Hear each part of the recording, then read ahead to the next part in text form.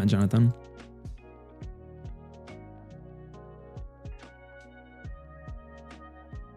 Alright, don't worry, bro.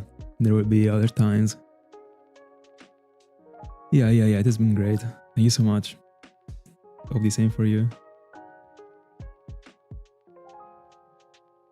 Anyway, I also can't wait, actually. We are ready.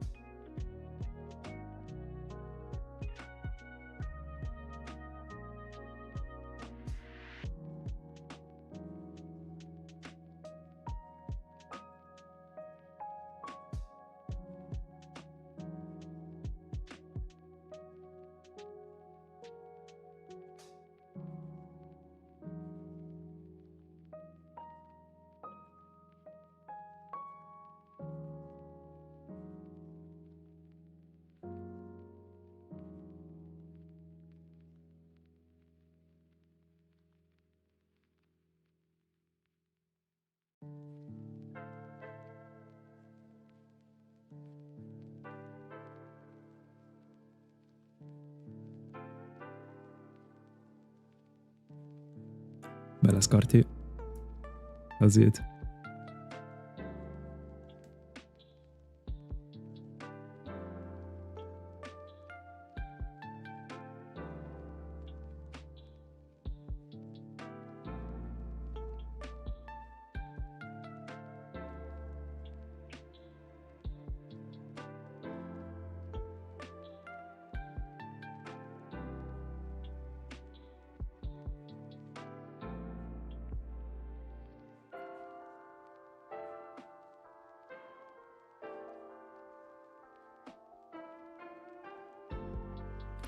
All right. Then probably the background music of this stream won't help.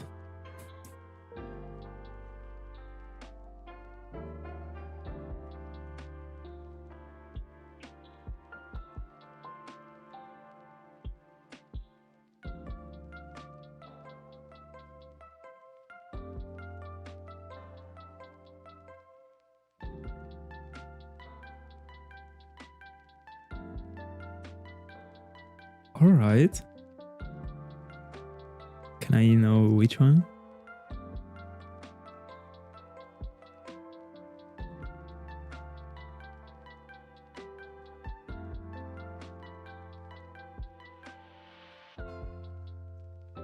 Best of luck anyway.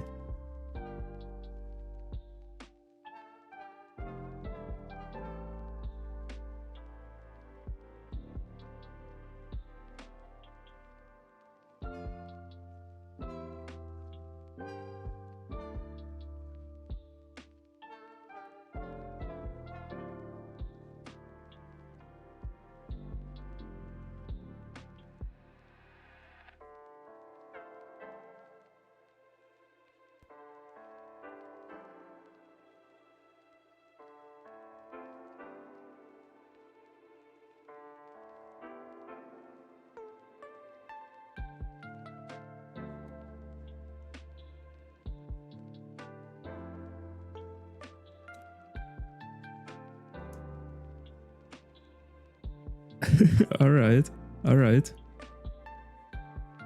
Triple hunting.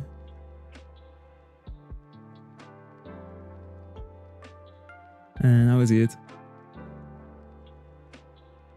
I mean, complicated, but like I mean, what is the vibe? Are you appreciating it?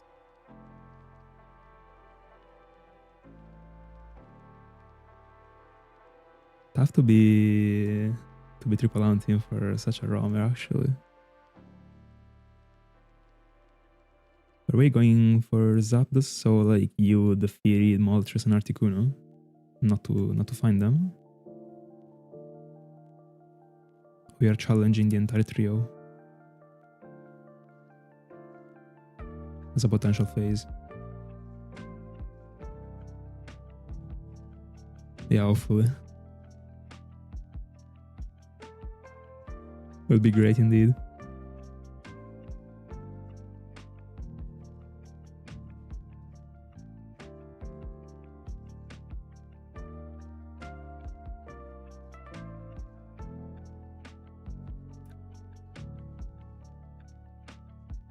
Yeah, I mean, at the beginning it is like, it takes a little bit of time to get comfortable with the movement.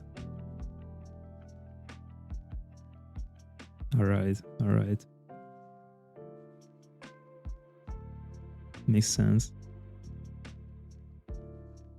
Is Zapdos the one you like the most out of the trio?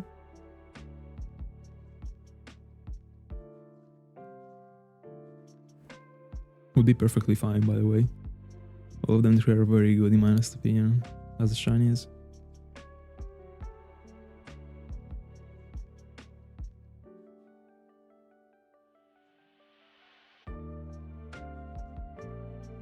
Badass Wampy. Good afternoon.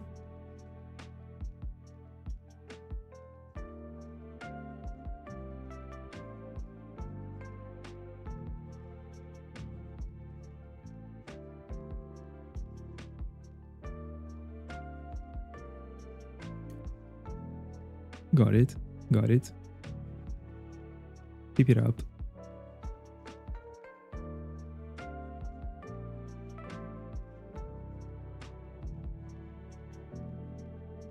Okay.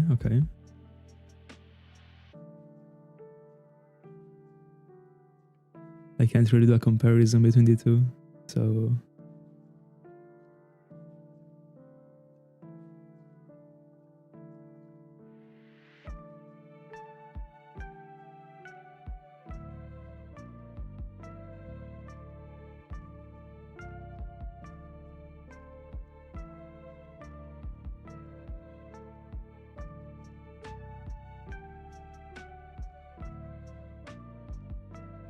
By the way, after the yesterday's find, the another Among Us, I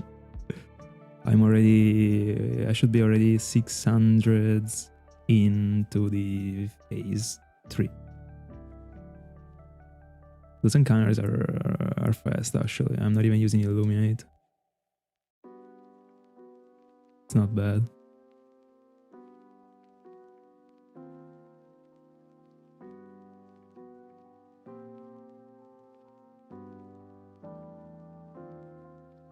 Really hoping to find a Braviary.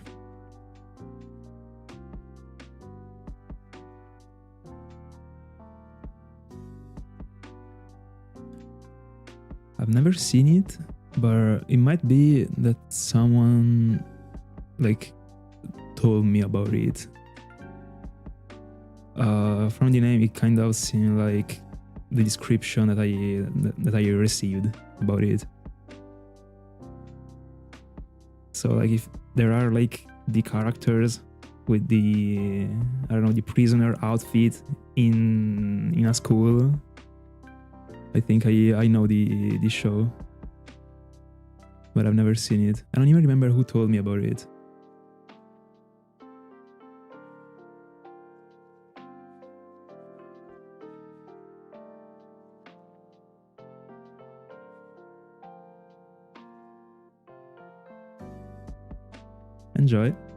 Enjoy the eggs. Eggs for what?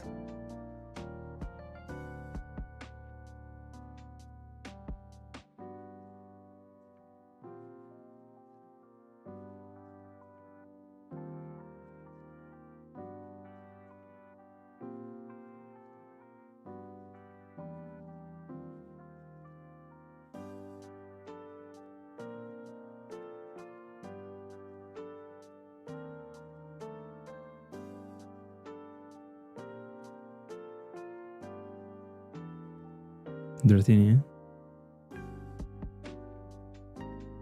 Yeah.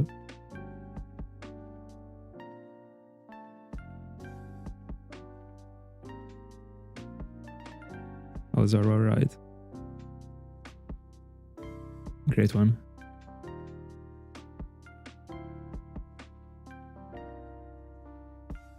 Do you have the charm?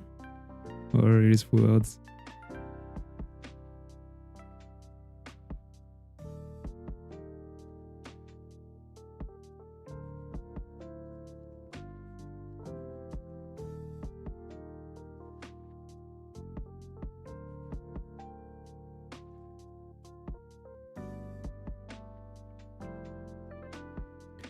I pressed the encounter thrice. I gotta stay focused, bro. Every single time you freaking... Like, I'm too used to the all round. Anyway. Alright. Hopefully the shiny kicks in soon.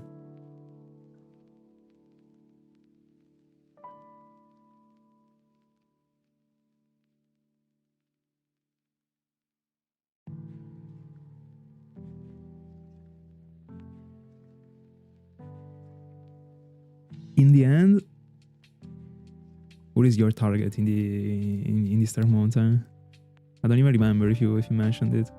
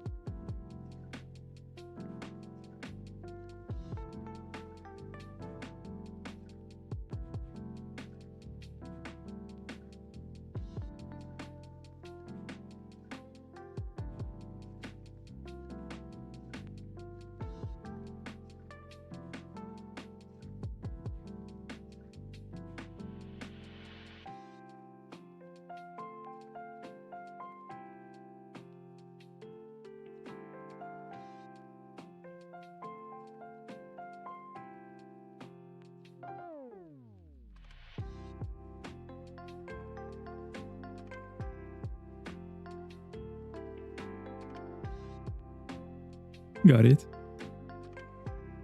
In the end, we got 2 weeks. There is like plenty of time to do everything we want.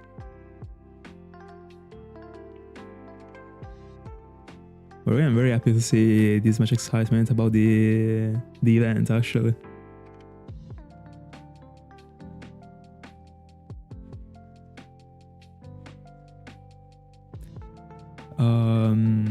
Etran, there is Etran also in BDSP, right?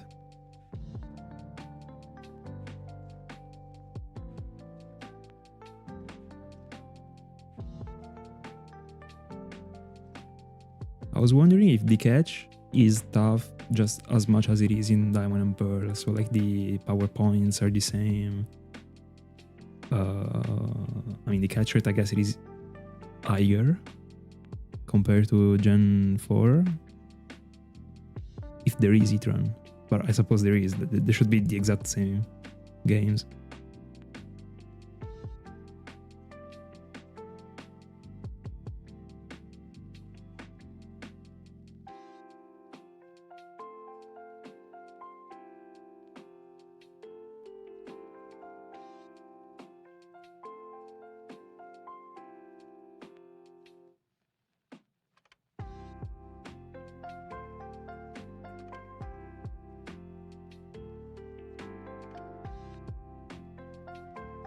By the way, I am thinking about cutting down the Abra at the first spot of the party. I don't know.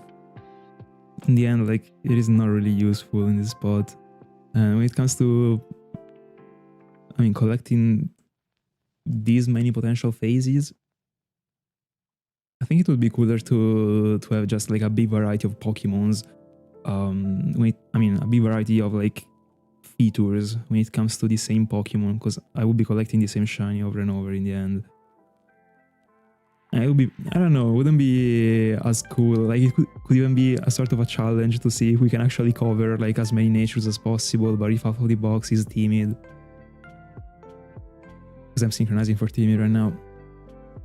I don't know, like the more I go on, the more I feel like I'm about to substitute it with, I don't know, Staryu or whatever. Staryu wouldn't, I mean, whatever thing that wouldn't actually change anything in the end. Hi, trees. I am.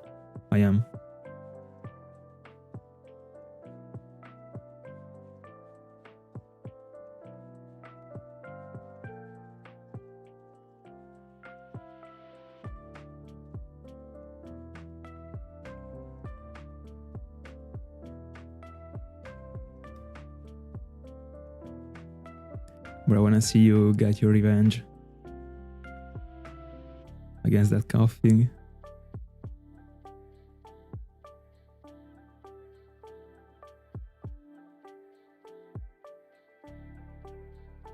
Imagine if the past year we were catching 3 out of 3, would have been insane. First time the event was ever been hosted, and triple coughing code would have been insane. Already 3 coughings found is insane actually.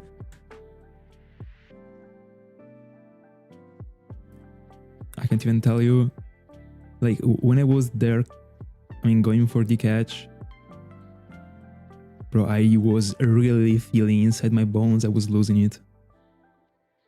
I could see it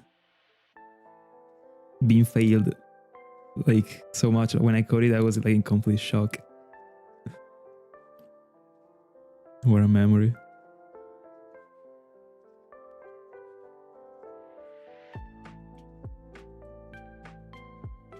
I think it will be for forever my favorite find.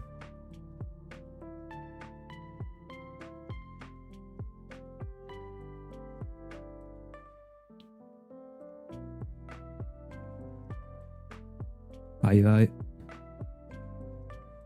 How's it?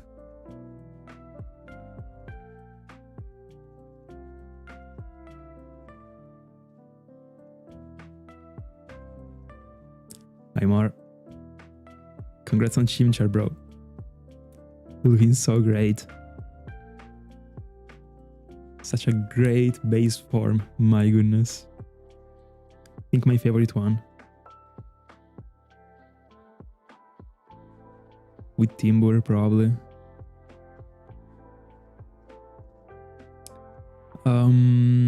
It depends actually. It depends.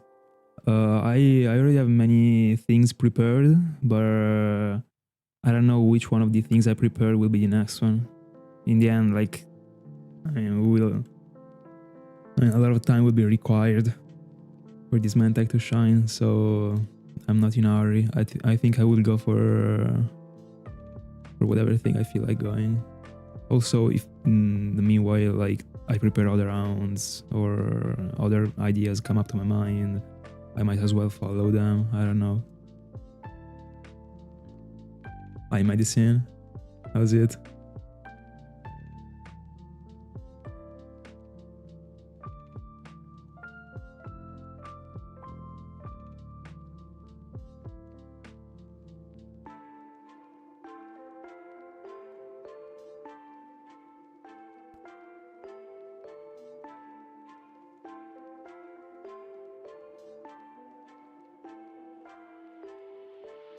By the way, Mar, I wanted to ask you a thing. For how many years have you been shiny hunting? Because changing the profile picture thing about a shiny was something I was done a while ago, actually. Like every single time changing the profile picture with the new shiny found, like the latest shiny found. So you might really be in the game. Might really have been in the game for a while, actually.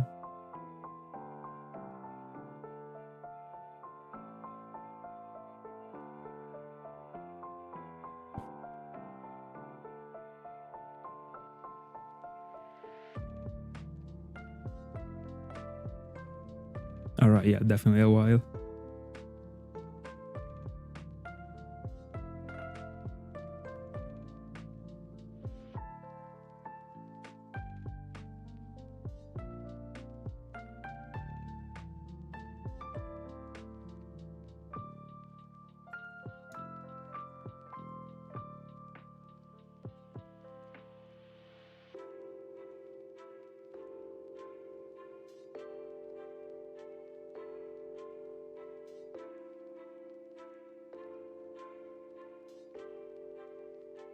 I agree, it is a very cool nickname.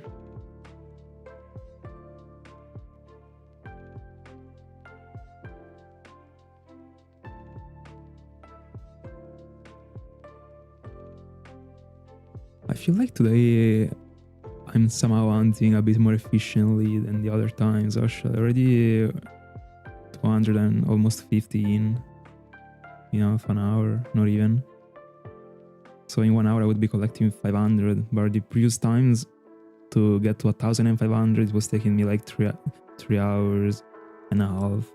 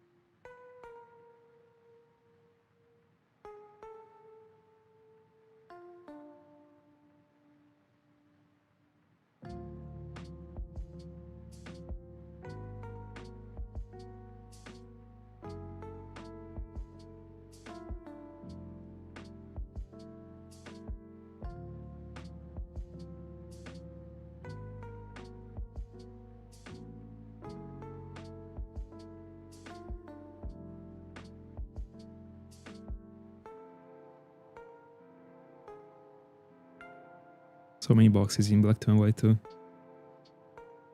I wish there were as many in Gen 4.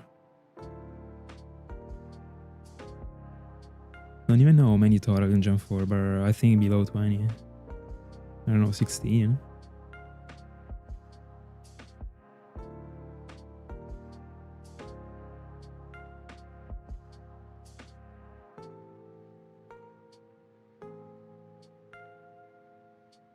It is actually insane. That might be even too much, actually. I mean, it is never too much in the end. But I mean, 4 is a lot. I decided to dedicate some pages of my boxes in my main Platinum to the Live Index.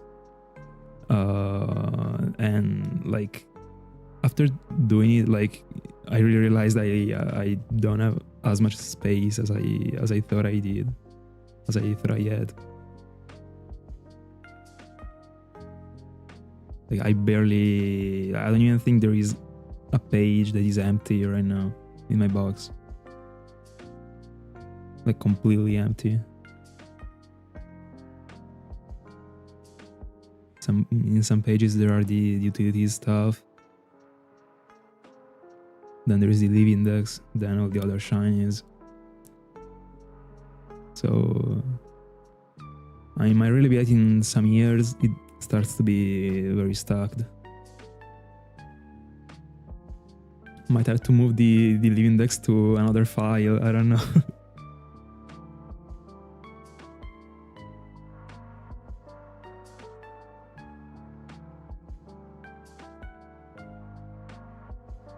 I think I also already removed all the events I collected, like all this stuff, like through the exploit, the DNS exploit. Because in the end, like, I mean, I much rather have shinies, my shinies in the file. Hi Rebirth, how's it?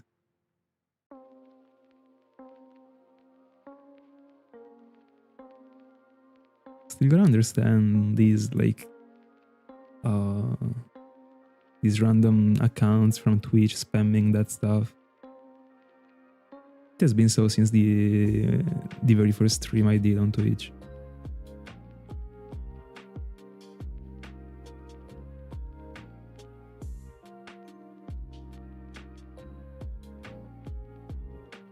I agree.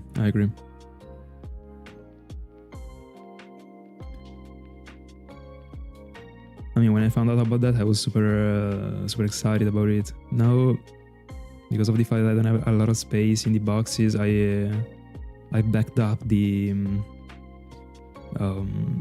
page of the box in which I had all the events, and I have it on the PC, like on the computer. And so, I mean, it is backed up there. I always have it, but not in game.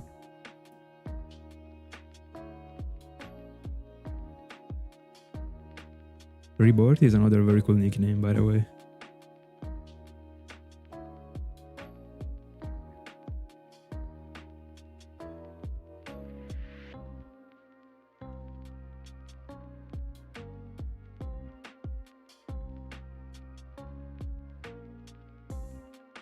I read you were talking about that on Discord. I didn't follow the conversation though.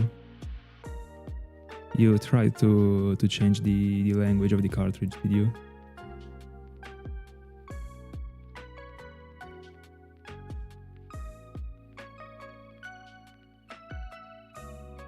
I've never done it, but through PKX you should be able to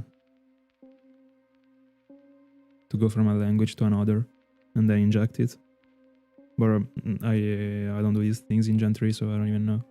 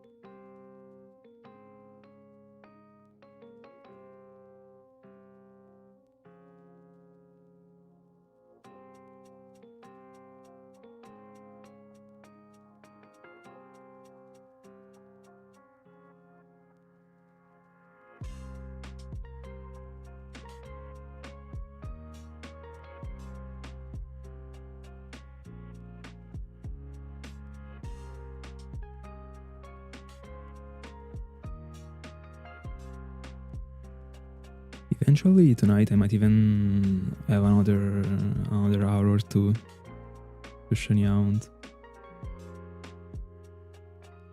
Would be sweet to find something again in Gen 5.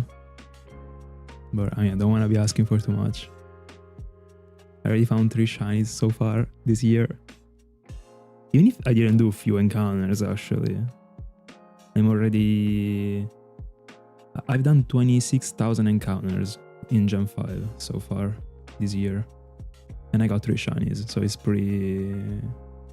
I mean, it's correct on average. But I for sure wouldn't have expected to be... I mean, to go this far for B-Sharp after what happened with Sandile, even if, I mean, the 2 events aren't linked, but... This amazes me. It's incredible how random these games might be.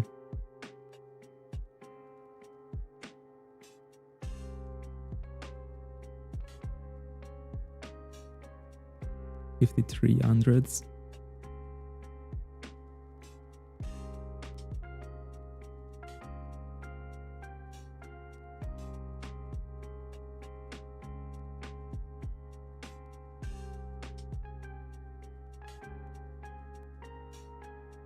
I mean, it's still good actually. In the end, we are talking about full odds shinies, bro.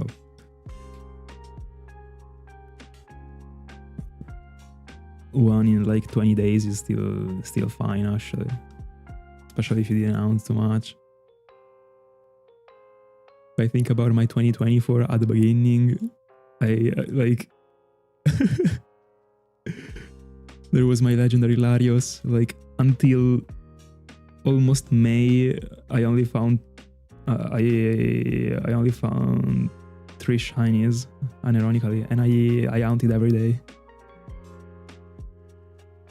just as I've been doing this year and the past year and in 2023. In 2023, I wasn't hunting too much actually. I was doing it more randomly, I think.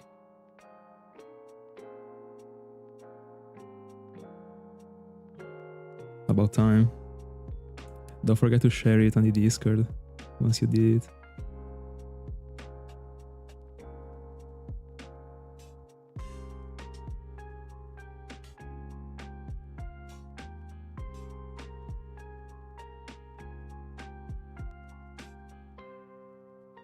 Do you think Quest on Fire Red works?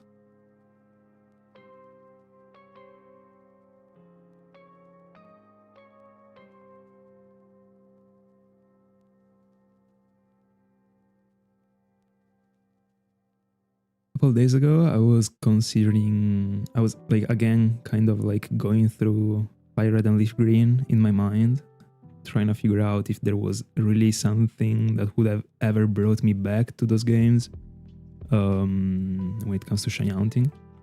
And I remembered that there are 2 Pokemons that I want a lot from Gen 3. And those Pokemons are Hitmonlee and Hitmonchan. For whenever I will be doing the Tyrog family. That is something that I really want to do because I really like those Pokemons a lot. And Tyrog, I will be doing it in Gen 4, sorry. And that hunting Fire Red and Leaf Green is super cool. So I really want to do it one day. I don't know when. Because from the next year, if everything goes as planned, I would like to officialize my commitment into the Living Dex in Sinnoh. And those ones don't really have anything to do with Sinnoh.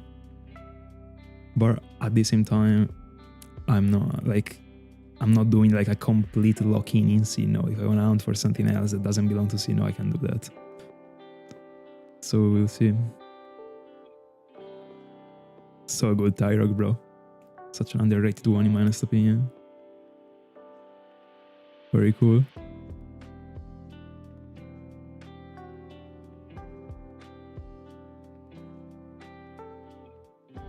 Didn't decide yet, but as right now, I was thinking about going for 2 Tyrogs. I'd like to do both of them in Soul Silver. Because, I mean, it looks great, like it is blue. I mean, whenever I reset, the screen is blue. And Tyrog also is blue. And we are inside a cave that is pretty cold colored, I would say. But I don't know if I will have enough files to do it. To go for both of them in Soul Silver. Anyway, I mean, when I have 2, so that one stays a Tyrog, the other one goes into Hitmontop, and then I go for the other 2 in Gen 3. Be very cool.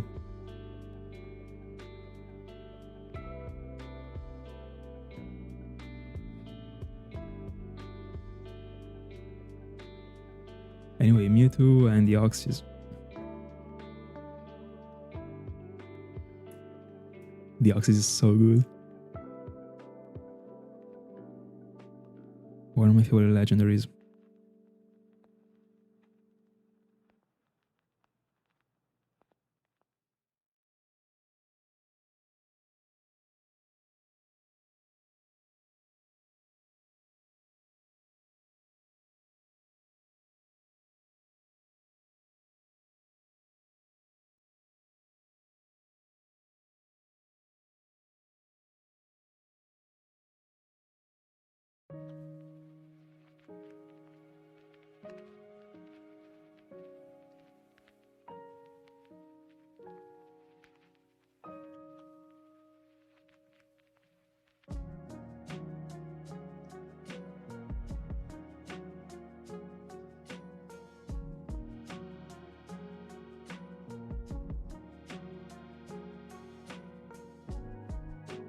Anyway, getting back to the aunt I was talking about, there is such a unique aunt in Fire Leaf Green. I wish they moved it to Kanto in Gen 4 too, actually. But it's okay even this way. It makes it be something exclusive about Fire and Leaf Green, so it's fine. And I mean, at least we have Tyrog in the end, so. I don't even remember which. This one might be a cool connection, actually. I don't know which NPC gives you Hitmonlee and Hitmonchan in Gen 3, but I suppose one of the Karate Men or whatever they are called.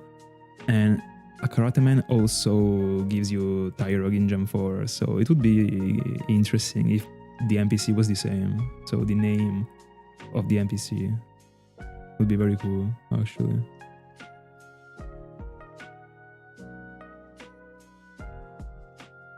Never paid attention to it though.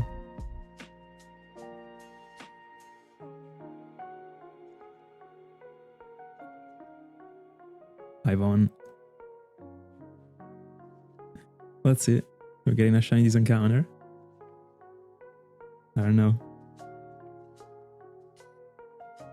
It's unfortunate. I think we're close, by the way. I don't know. Maybe not today. But I kind of have something, kind of a vibe before the odds.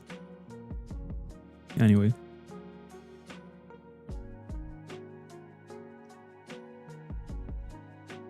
Alright. Take care, bro. Have a good night. See you in the next one.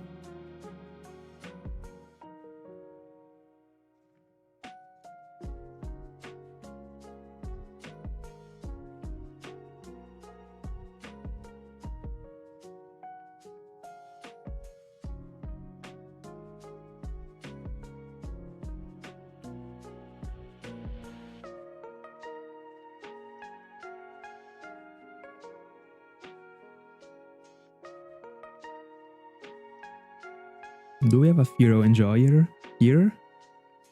Or you're just using it as a slave?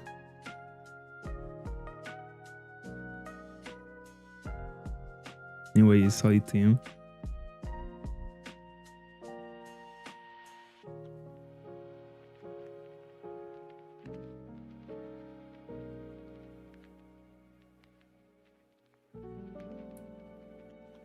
Gotcha.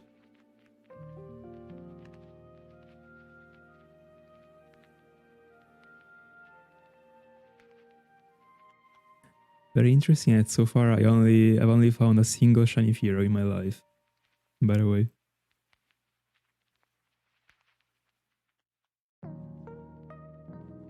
But I mean, like through the years, considering you can also find it in this Dark Mountain, I think at some point it will come up.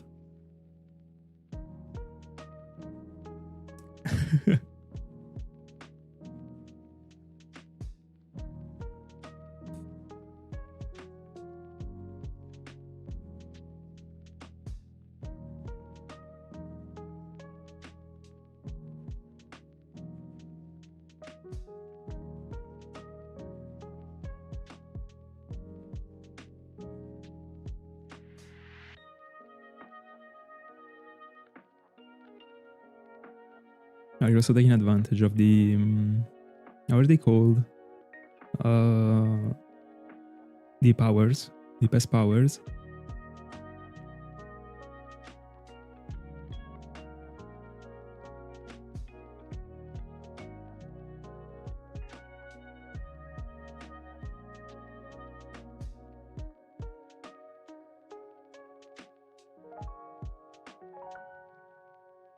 Coming to this point, I don't think I will ever lock in and farm or even study that mechanic.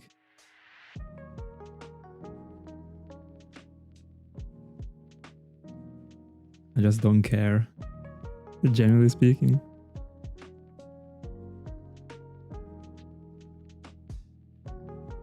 Also, I mean, I don't think I will ever even need it, honestly. Don't know if there are like past powers that make the random encounters be faster or whatever. But since I don't think I'm ever doing a rustling grass or rustling water, rippling water or whatever it is, hound or an egg hound, I don't think I will ever need it.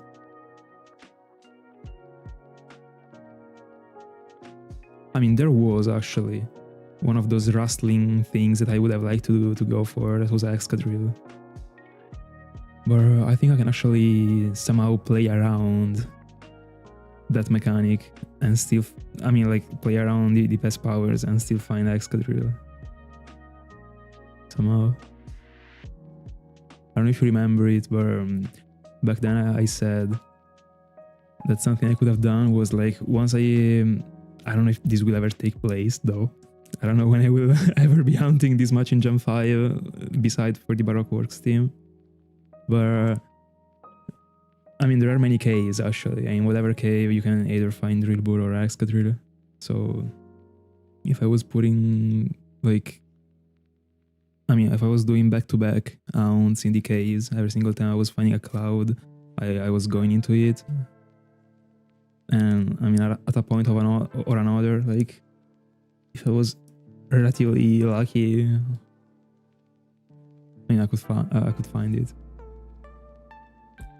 Who knows? But no, like, I don't even think I'm ever hunting for it. Honestly. At all. But that one is such a great shine. Especially Drillbur. It is super cool. I love the Gen 5 decks.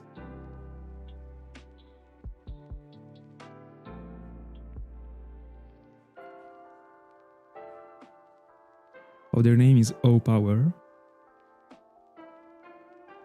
I thought it was Pest Power. Or O-Power is the name of the one for the eggs.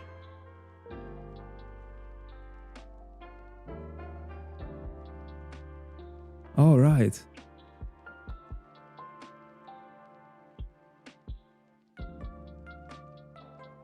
Anyway, I was talking about the ones in Gen 5. But completely forgot about the ones in Gen 6 too. It is true, there were the powers in Gen 6.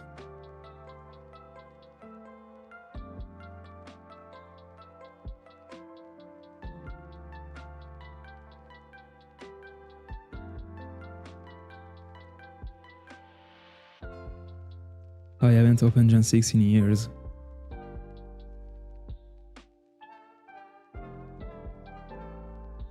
Don't even think I will ever open it again.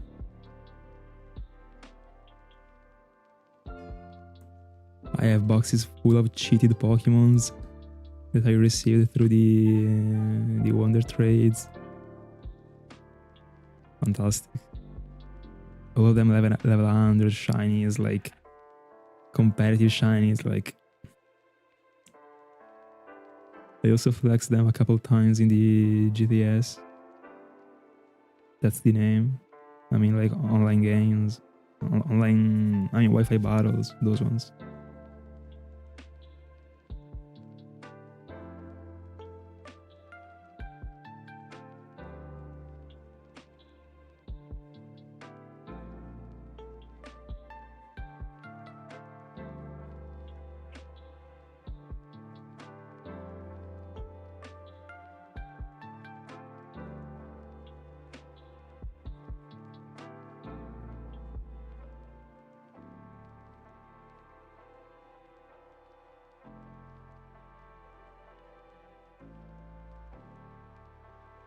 Announced in Gen 5 that I really wanna do one day, I don't know when, is Cryogonal.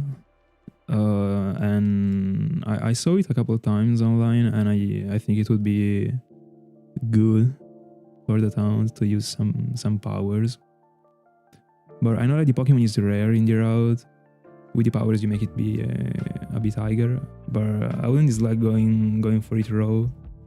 And in that spot, I would also probably add a counter for Excadrill. Because why not? Would be insane. Would be insane. Having a shiny Excadrill that way while hunting or something else in a cave would be super cool. But I mean, it's rare.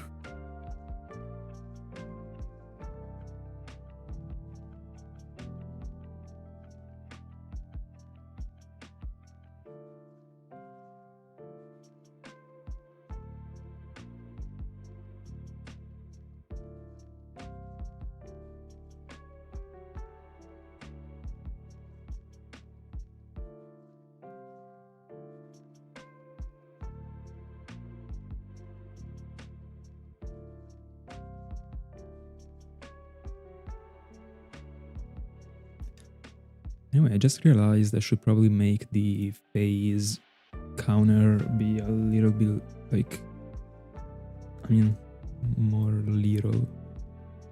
If I get to 5 digits, it's gonna be looking weird. Yeah, it should be enough.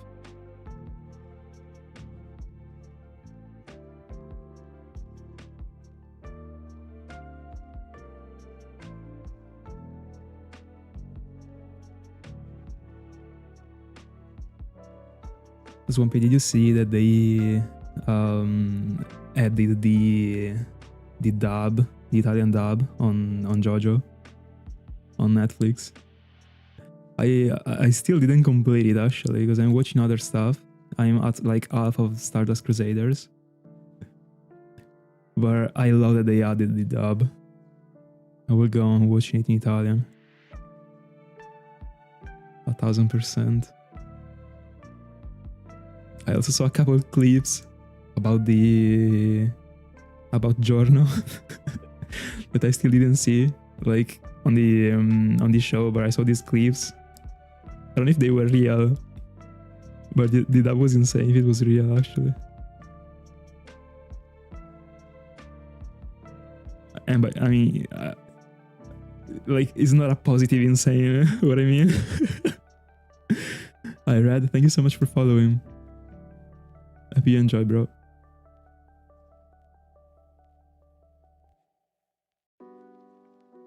He is very good. He's very good. Hi Jizzy, thank you so much. To you too if you're going after something right now.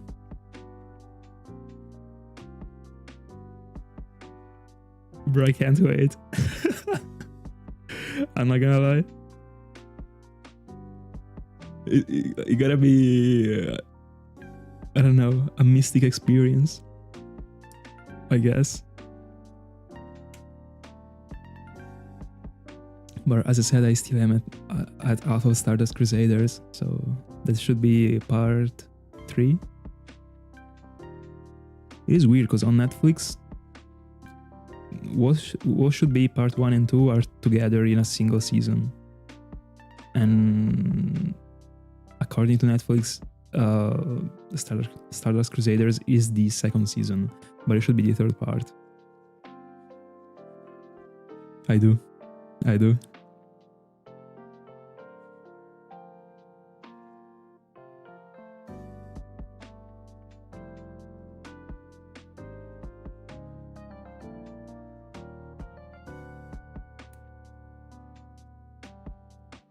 You do. You just have to see the Pokemons though. You don't have to catch anything. But yeah, in order to get the access to the islands, you have to complete the Xenodex.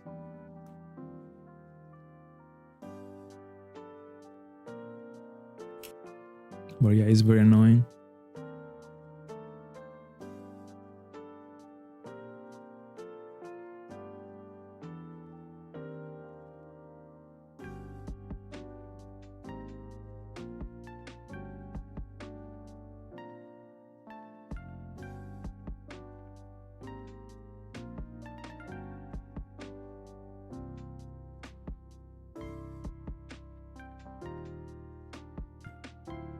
Which game are you going for it?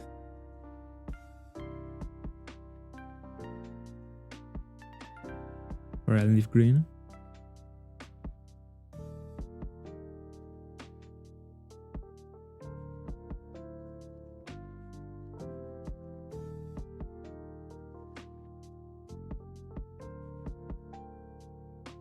If you don't wanna potentially waste the Lake Trio Hound, I suggest you to defeat them. It is standard as a move bar, like sometimes people sleep on it. In the end, when you defeat the league, they appear again. Very good. You can just kill them and that's it. You kill them and then after the league they spawn once again, as I said.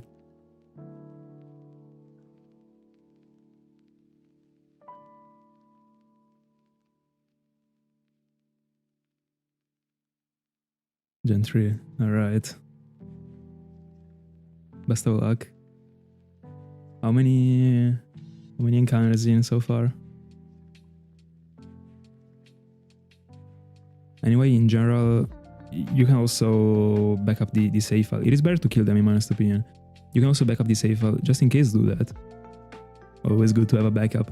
But in general, Mass Spirit would be necessary to defeat if you want to hunt for it. It is more convenient to hunt for it once it is defeated, because you cut part of the cutscene down. I mean, like, there is no raw one cutscene at all. That's what I mean. Alright. GL, almost 20Ks.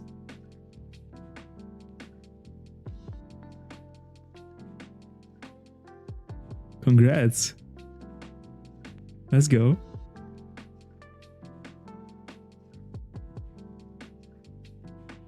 A video celebration.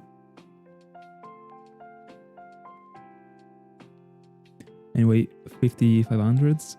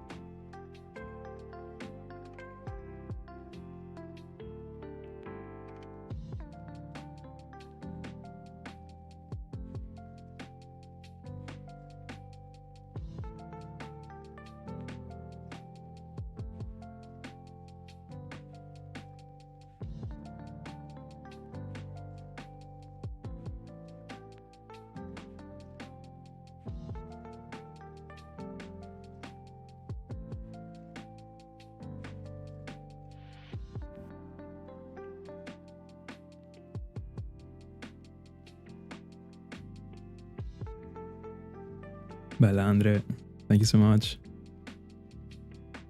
To you too if you're hunting. Anyway, I mean, like, are you in a hurry in the uploads?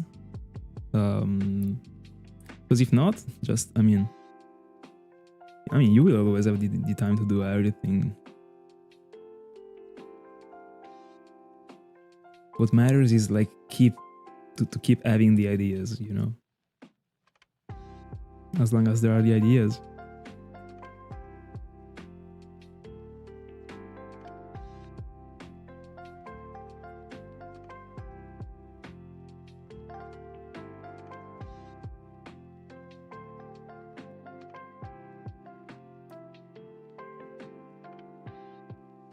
Nah, Zapdos is great. I like it, bro. I mean, it is like, in the end, when it comes to the shiny ones, is the one of the trio that I like the least, but not because I don't like it. Just because Articuno and Moltres are far better than that. To me, it is Moltres, Articuno, and then Zapdos. But when it comes to the irregular ones, it is the exact opposite. My top 3. Anyway, Zapdos is great, bro. I don't know, like, if it looks that great also in Gen 3, but in Gen 4, I like it.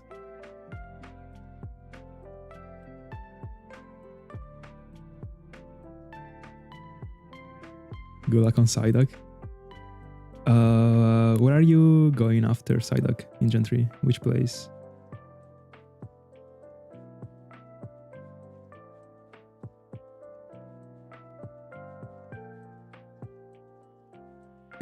We do, Eli. We do want it.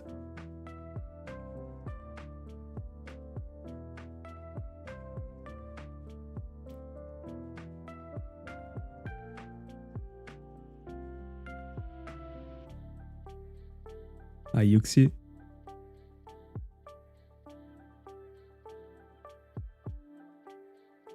I also do. I also like it. It's great.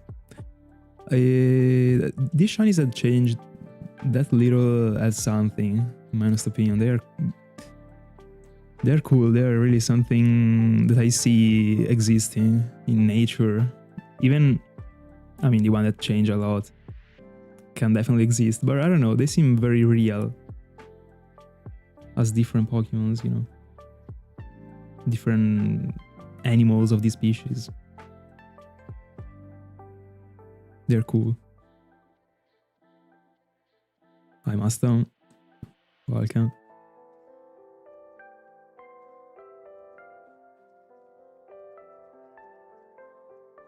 All right.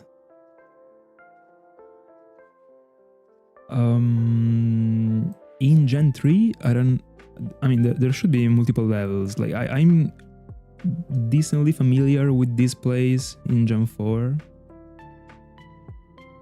But in Gen 3, I don't know what you can get.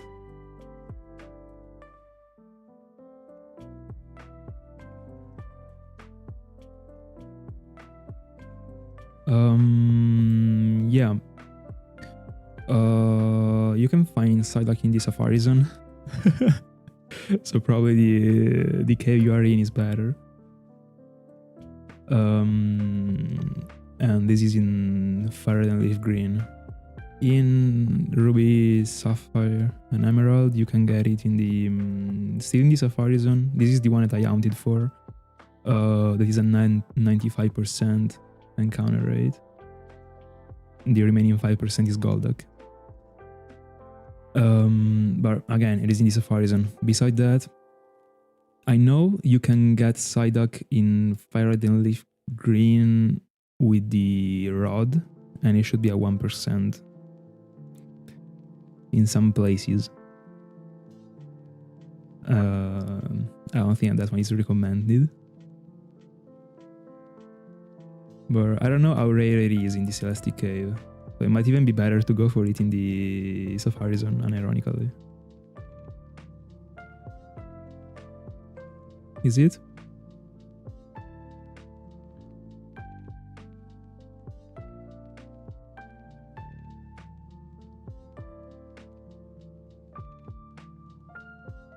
All right.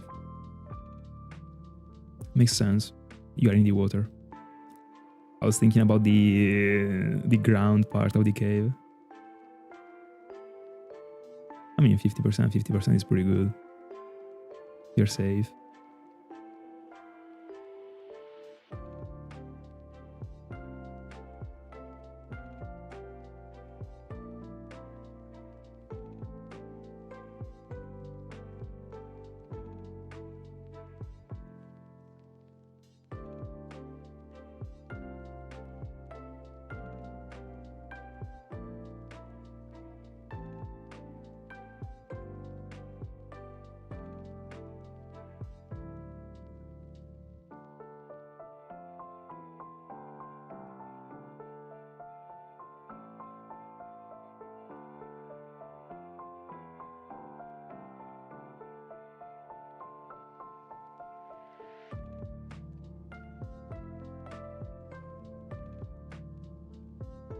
That's unfortunate, but at least you're able to follow the stream.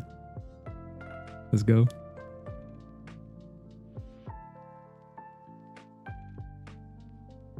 Best of luck. Are you looking for evolving Psyduck? Like, would you be fine with Golduck, or you're just looking for Psyduck and keep it as a Psyduck? Just like throw him in the box and see ya. Or even, I mean, if you want to bring Psyduck to level 100, I support it. 1000%.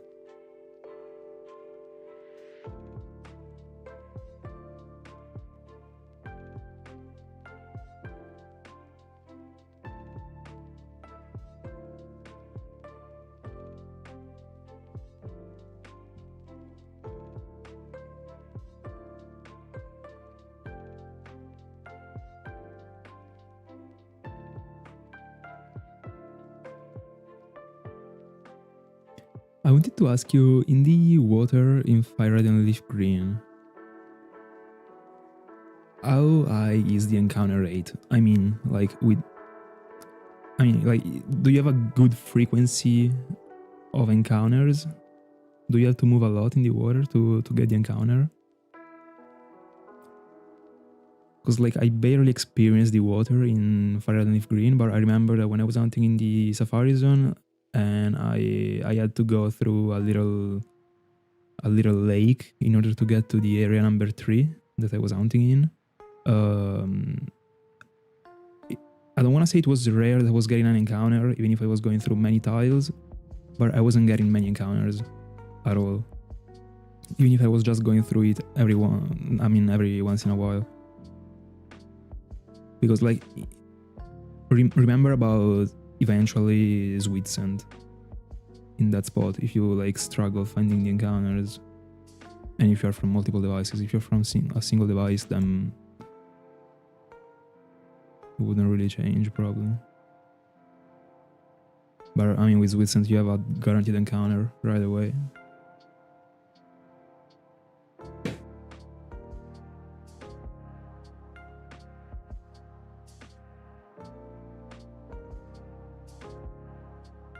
When I was going for Psyduck in ON, I was using Sweet Sand. But I was in the Safari Zone. Like, I didn't have any other choice. If you don't use Sweet Sand, you're gonna be kicked out every 20 minutes or so.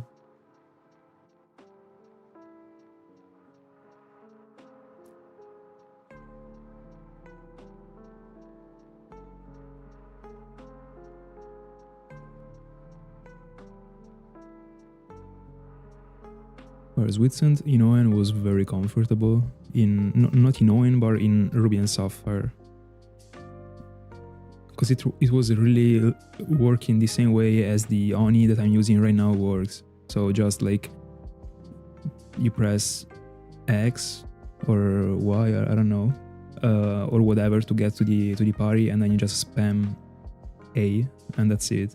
While in Emerald you gotta go down of 1. Because the info of the Pokemon is, I mean, it works just the same way it works in Gen 4. So there is the info of the Pokemon, and then there are the HMs. But in Ruby and Sapphire, the HMs got the priority in the order, so like they are before the infos. From how many devices are you going for it?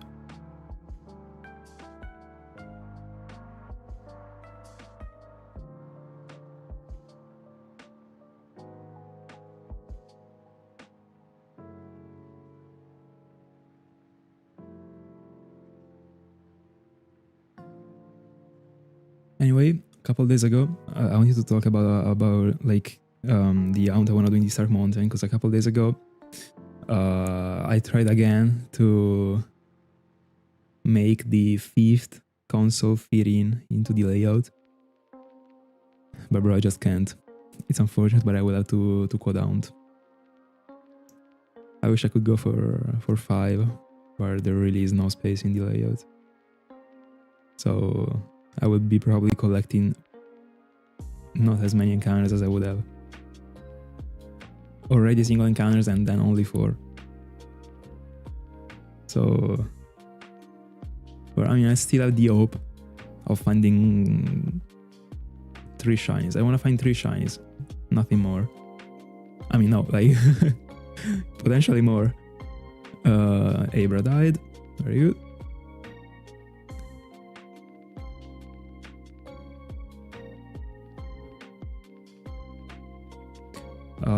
The last question I asked you was from how many devices you were hunting.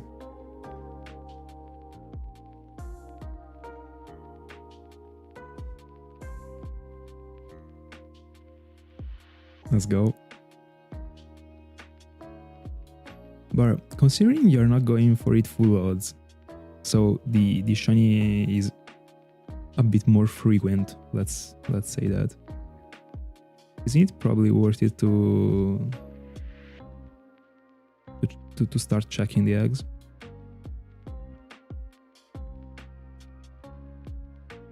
Like I don't know what are the odds for you right now that you are combining the charm and the Masuda method, but and if you fulfill the boxes, you might even come up with 2 or 3 unironically, I suppose. Unless you want them.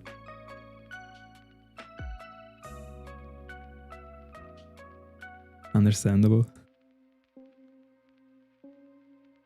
But one day, bro, one day, you will join the Safari Zone, and then you will really understand that after the very first fail, you won't care about it anymore. It is just like this way. The first one is, I mean, like you find the first shiny and feel like, all right, my life depends on this catch. You either catch it or not.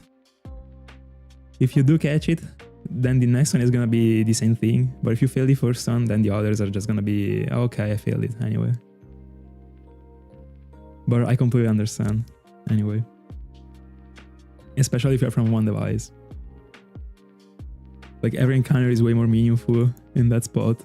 So I completely understand. Honestly, again, like I like to push others trying to go and out in the Safari Zone because it is cool. If I didn't have a YouTube channel, I don't know if I would have ever joined the Safari Zone though.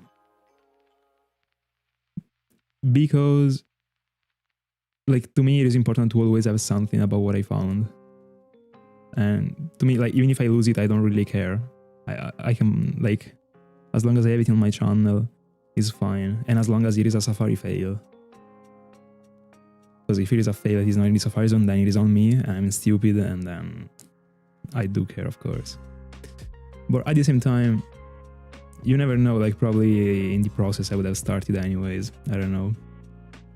Maybe seeing someone that was going in the Safari Zone and there were, or if there was like a great target that I wanted only available in the Safari Zone, then I would have gone into it, probably. I don't know.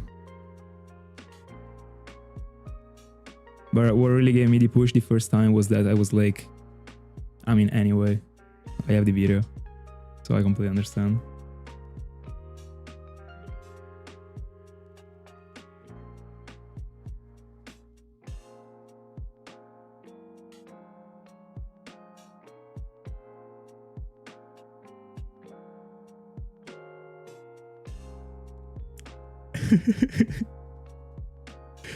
Makes sense.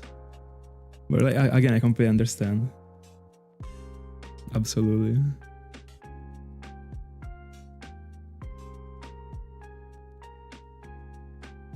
By the way, I still can't believe that I have the ratio, the win and loss ratio that I have in the Safari Zone. I am 9-2. 9-2 is insane, bro. The only 2 things that I failed are Rhydon, and Execute in the same video. So, but like everything else was code. It's crazy. Also the Venomote in Fire and Leaf Green, bro. Venomote is like, I don't want to say a guaranteed fail, but it's just a fail. Like if you find it, it is a fail.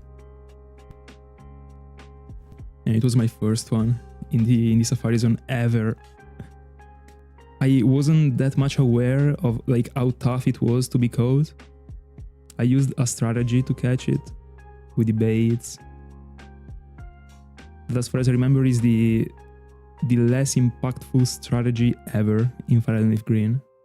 for many Pokemons there are these strategies in order to have a better chance overall for a catch. And Venomoth, if you follow this strategy, it should only be like a couple percentages more a win. And you don't start with the balls in this strategy, you start with the bait. Don't even remember how many, so probably in that spot, like, I mean, if there is an overall percentage for me to get away with a win that is higher, I'm at 1000% going for it. Even if I don't have the chance to throw balls at first, and even if it is very similar in the outcome. But I'm 100% sure that like it just works the same way as like it works when people find Chansey and they feel like, I don't want to go for a strategy because I want to throw a ball. I don't want to risk like seeing it flee without having had the chance to throw a ball. And I understand, but I don't respect it. That's why even in the less important strategy I could have gone for, that is the Venomoth one, I still went for the strategy. Like, to me, if the outcome is overall better, you gotta go for it. Like, despite of I didn't wanna risk not throwing balls, to me is wrong. But I understand. Anyways. In the end, like, bro, you find Chansey, you might most likely not find it ever again. So, unless you really stick to the Safari Zone. And I mean, right now I'm talking about Chansey, but it could be Tauros, like Kangaskhan or whatever. Scyther and Pinsir should be the same. Not in the catch, but when it comes to, I mean, finding them in the wild. So,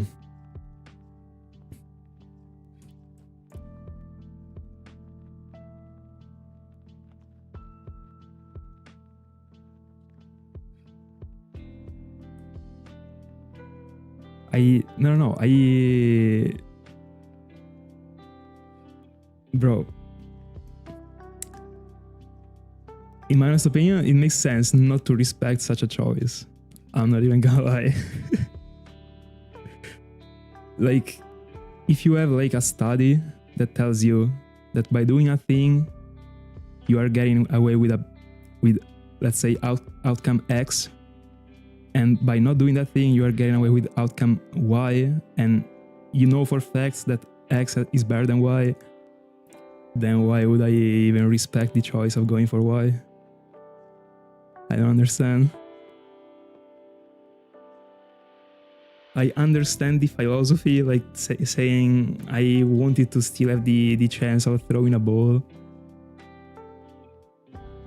but it doesn't make sense. And it is a fact.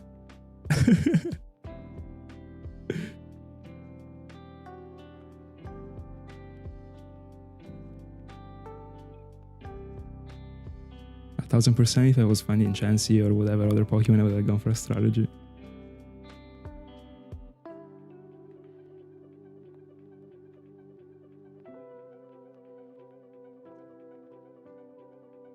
Like, it's not about working. It's just about like chances of getting away with a win. Of course, it might not work, as throwing just balls might not work and most likely won't work. But if you have a better outcome, and there are data that proves it,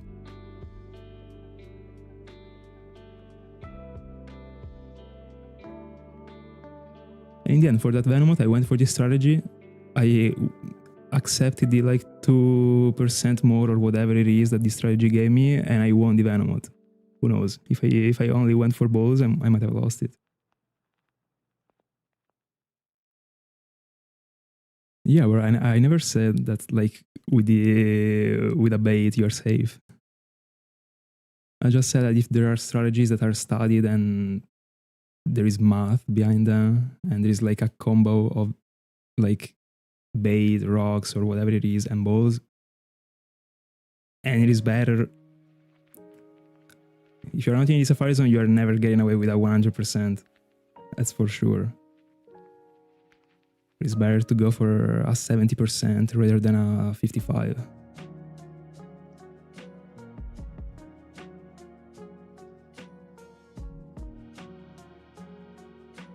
By the way, I said I don't respect the choice. Didn't say I don't respect people who do it.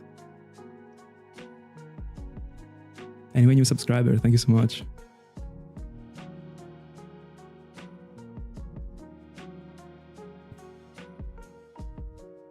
I mean, feel free to clip it and let me see it.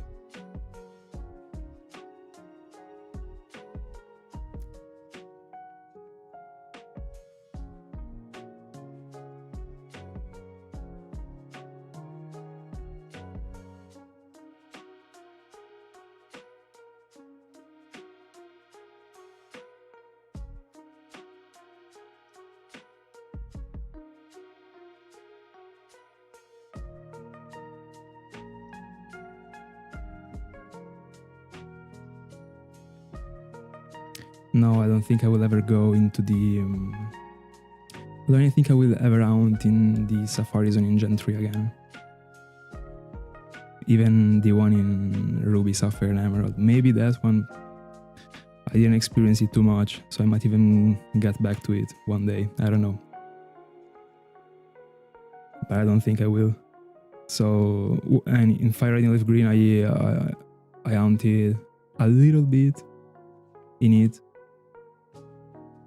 And it is very boring in my honest opinion, so I dropped it. But I just don't like Gen 3 that much, so... I mean, I like it less than Gen 4 and 5, so... Considering how time consuming it is to go for a shiny, I much rather go for Gen 4 and 5. Also, I still didn't experience the best Safari Zone ever, that is the one in Ergon and Soul Silver. And I will for sure lock in one day. Because I need a real Gible. Maybe other stuff. There are just so many, so... But yeah, Fire Red and Leaf Green, I don't think so. Anyway, 5700s. They're going pretty good actually.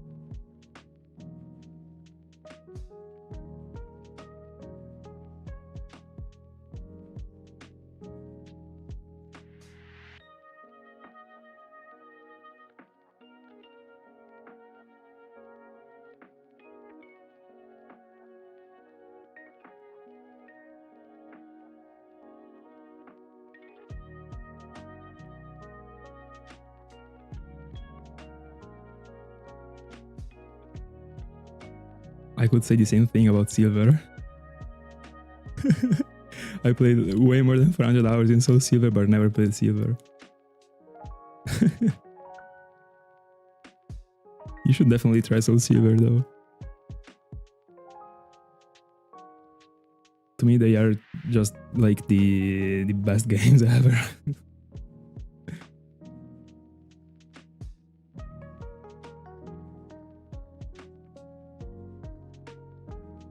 Especially for shiny hunting. You can hunt for like way too many things, and it is very. There are many features that are super optimal in Argol and Soul Silver. That one is peak shiny hunting, I think. Might seem not like that impactful, but just not having the animations where you encounter a Pokemon in the wild is insane. Sometimes I wish there wasn't that feature, because when there is that feature, you just like feel like you have to cut the animations down. But it is super cool to see this shiny, especially, I mean, I say this especially for a video, to see this shiny like coming across the screen and hitting the animation and then going for the sparkles. And in fact, at the beginning, when I was hunting in Argol and Soul Silver, I was keeping the animations. It was just like not optimal, 1000%, but I was accepting it in order to have a better looking outcome. But you just waste a lot of time in the long run. Especially when there are those Pokemons with a long animation. But anyway, beside that, there is also it is super subtle, but having the chance to always run without pressing B. I mean, like, let's drop the fact that unfortunately there aren't double battles in Argol and Soul Silver. But if that feature of like running, I mean, always be able to run, was in Diamond, Pearl and Platinum, I would have had to use the rubber bands way less than I did. It would be clutch. And unfortunately, they inserted it in a game that doesn't have double battles.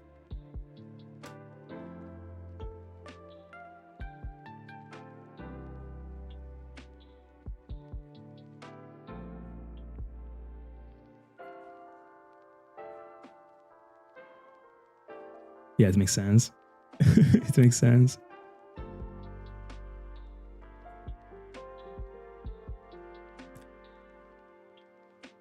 But I never even felt the needing of playing Silver. Like there was, I mean, like I was already playing Pokemon when they dropped the Virtual Console thing. But I don't know, they just feel too ancient to me. I just don't have the same vibe. Also, I mean, I would never hunt on them. I wouldn't even be able to stream it. So, and kind of the same thing applies also to Gen 3. In some ways, it feels super ancient. There are things that I don't like too much. That's why I don't play it.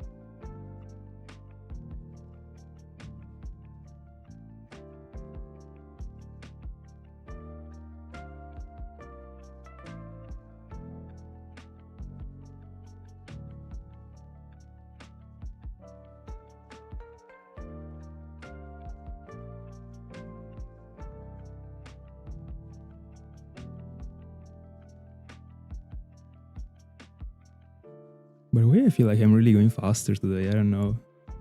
Maybe I was wasting a little bit of time in the past streams.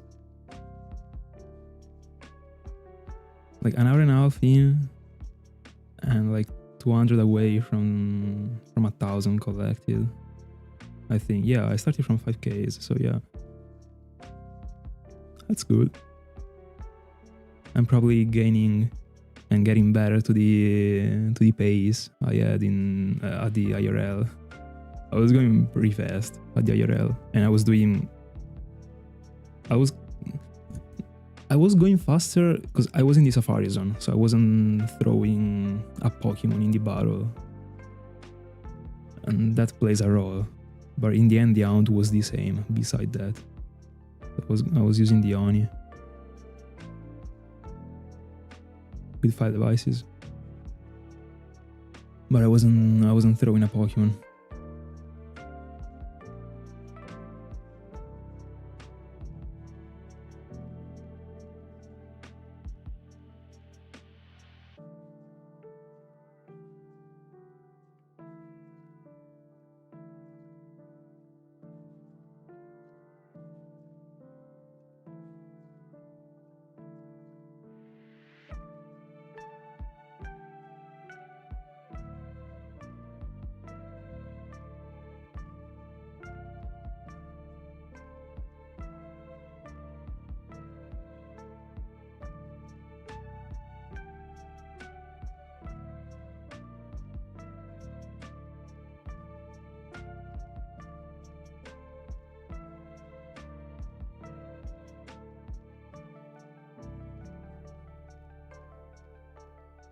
$58.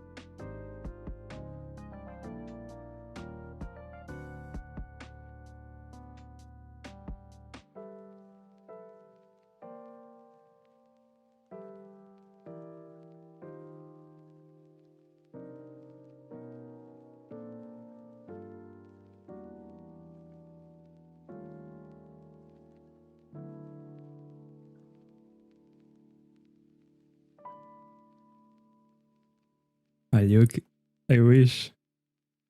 I don't even know if I wish it, but it would be insane for sure. Target first phase would be insane. 10%.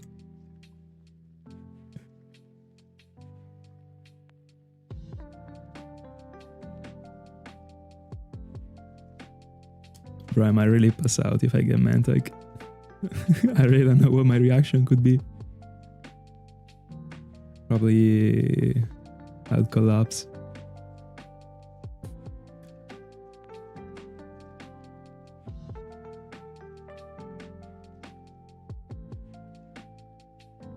But first phase, I really feel like I wouldn't deserve it at all.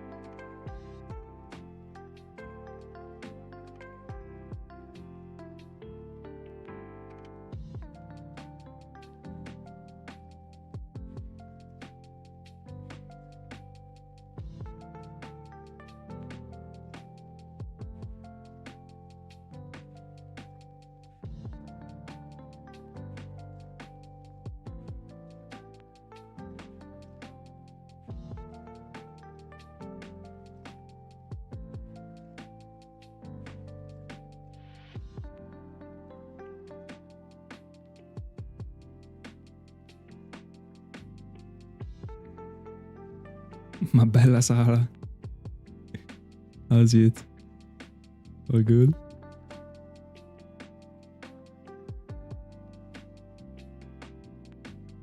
How's it going with the blue horse?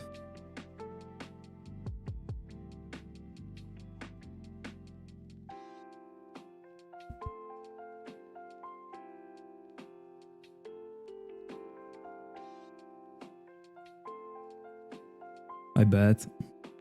Hopefully before February.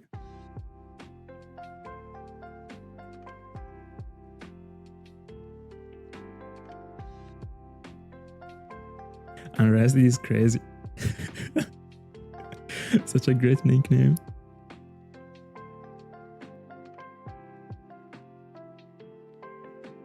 Bella lì. Good afternoon.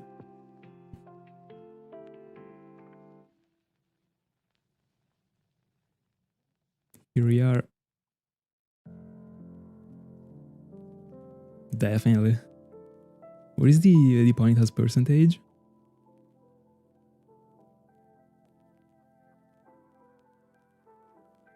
By the way, you are not changing the clock, right? When you out at night, you... Because I remember you didn't like to change the clock. Or Ponyta should be definitely one of those ones that go lower on percentage during the night.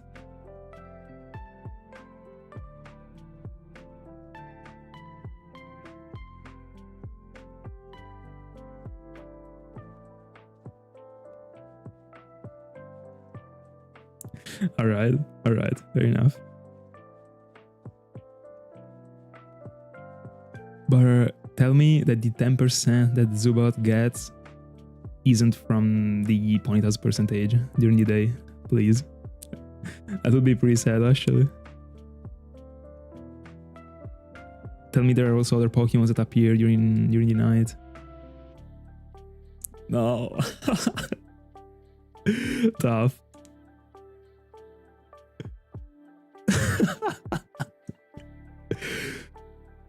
Bro, I mean, that's a perfect punishment. I mean, had to happen at some point. The clock just like, I mean, plays too much of a role. But at the same time, I completely understand not liking to change it.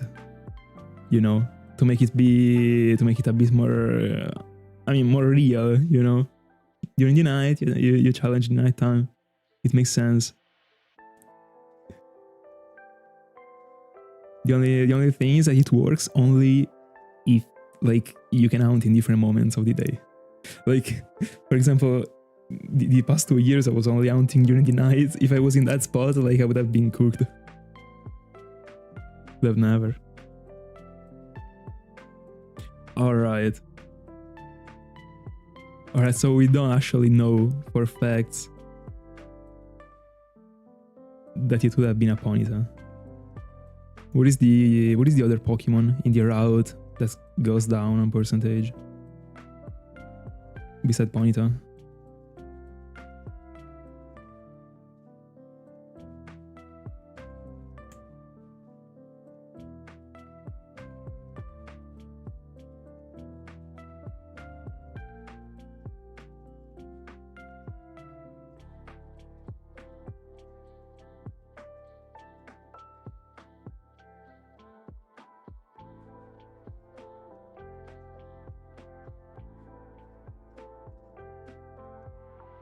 Real. I will get one day. I need it. Hopefully I won't say that's the target.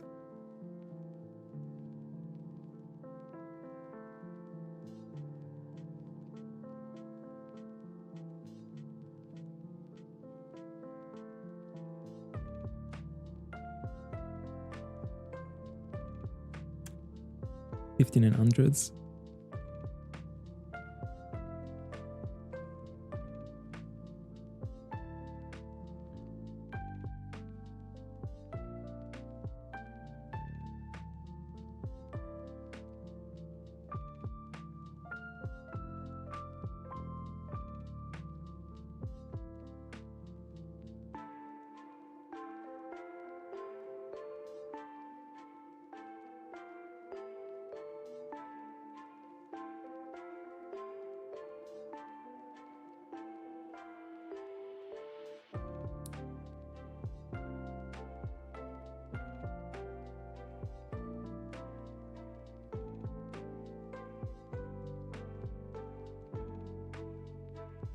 Do you already know the route eventually?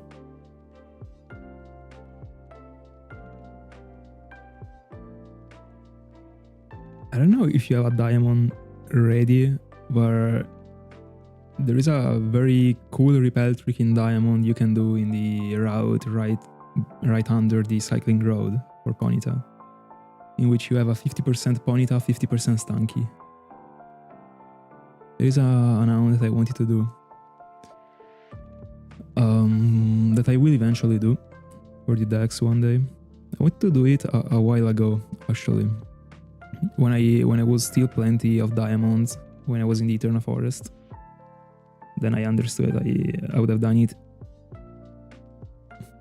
I mean, way later, and I sold the diamonds. Because I mean, at the time I bought additional diamonds just because of the Eterna, unironically. Very, very bad decision. I should have just gone for an R4, unironically, but anyway. But that one is a great repel trick. In case any one of you wants to go for it.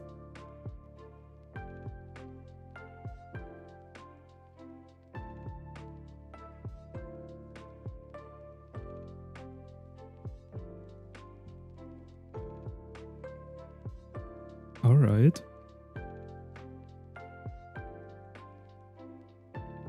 Make sure to check the encounter rate before starting it. Because if it ends up being like that you get an encounter every 40 seconds of running,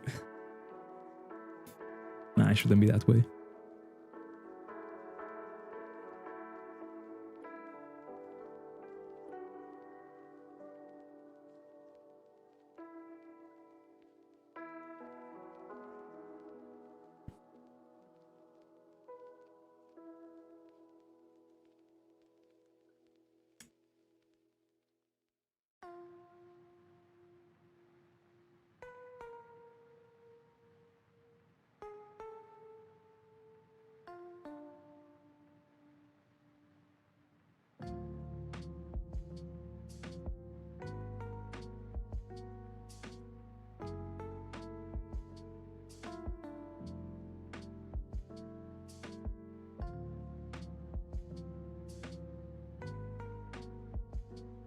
Alright, you are back on the cousin arc.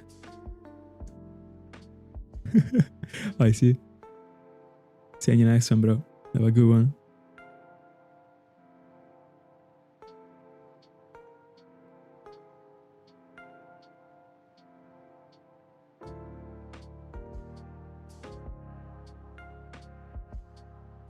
Bye bye.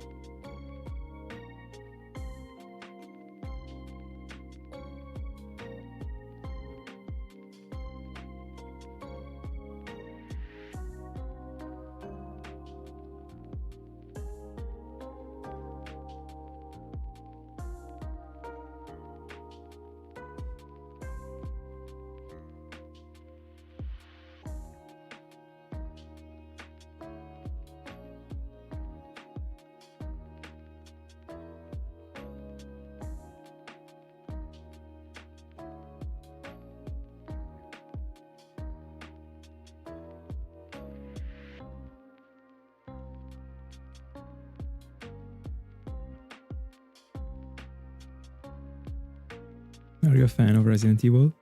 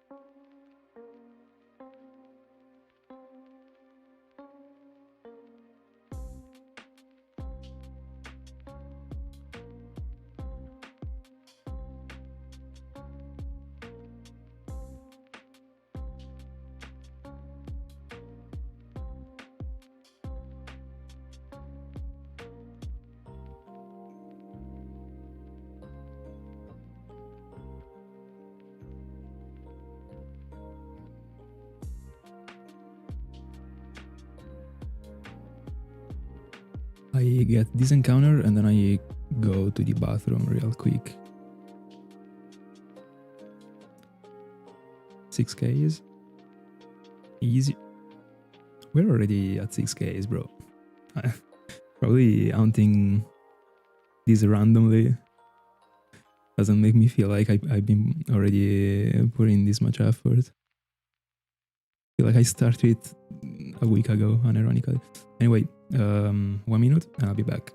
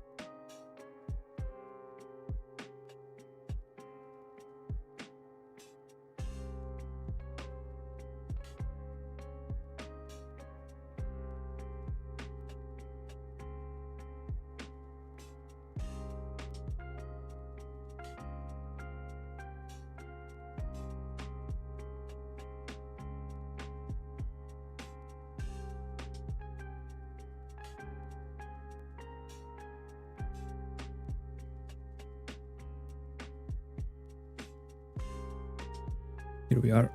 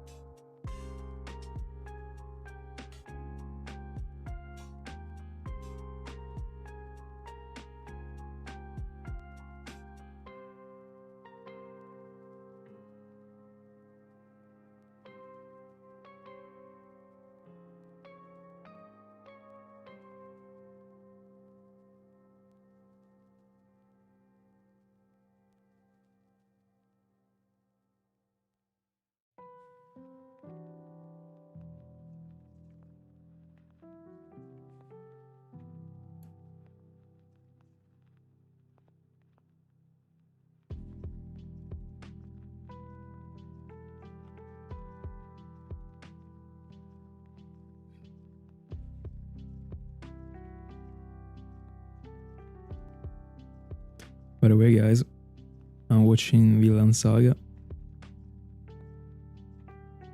Pretty cool. I'm at the beginning of season 2. I watched season 1 a couple of weeks ago, I started season 2 like, I don't know, 2 or 3 days ago. I'm at episode number 6. It's pretty good actually, it's pretty good.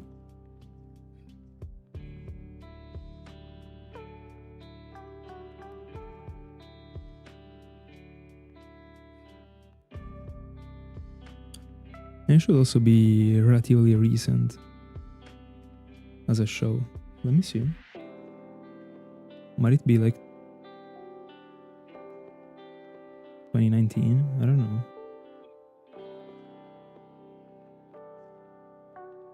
Yeah. The first season, yeah.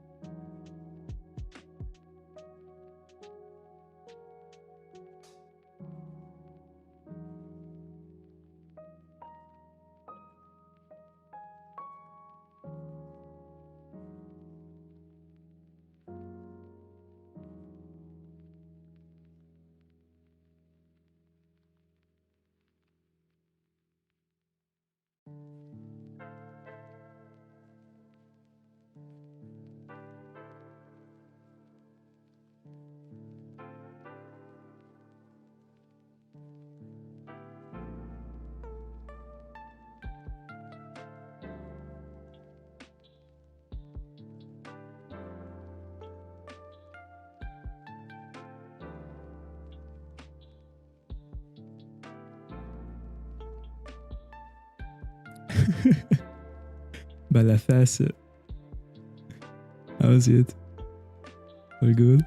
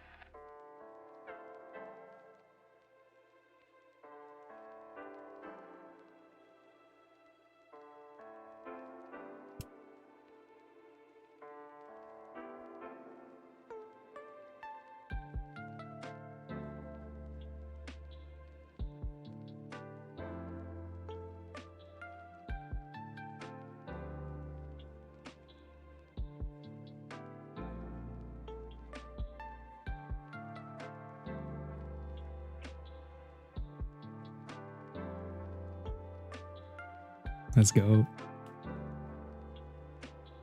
Time to hunt.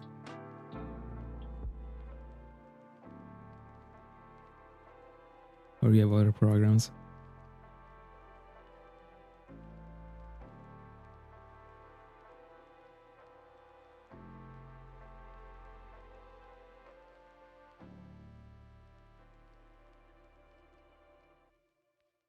All right.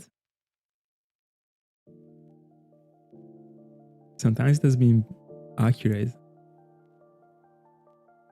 Let's see. But I'm right, Pelipper, alright.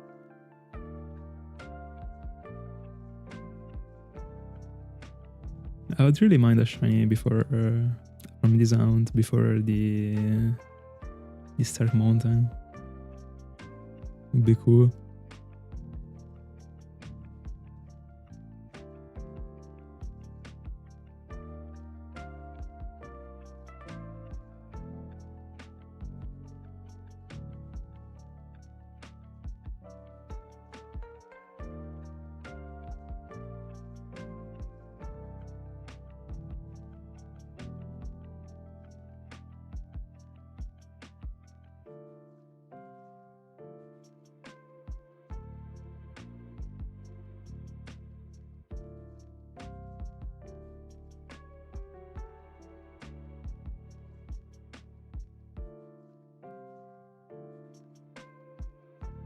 I really can't wait to see how Mantyke looks on screen.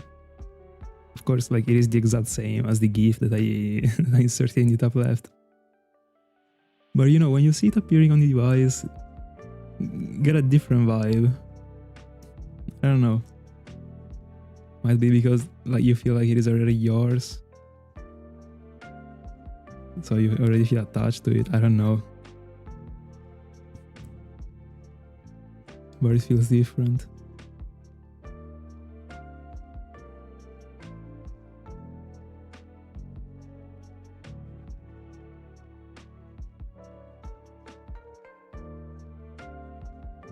It is such a Pokemon that I would have seen like being rare in the Argol and Soul Silver Safari Zone.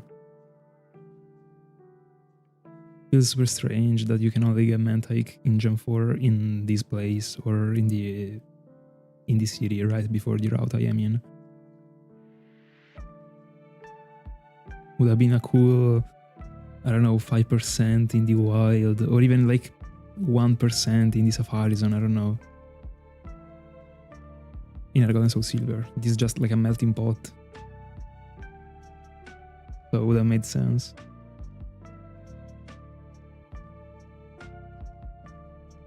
In the end, other rare Pokemons from Sinnoh are placed there, like Riolu, Gibo, especially Gibo, that is super similar to Mantyke in the end.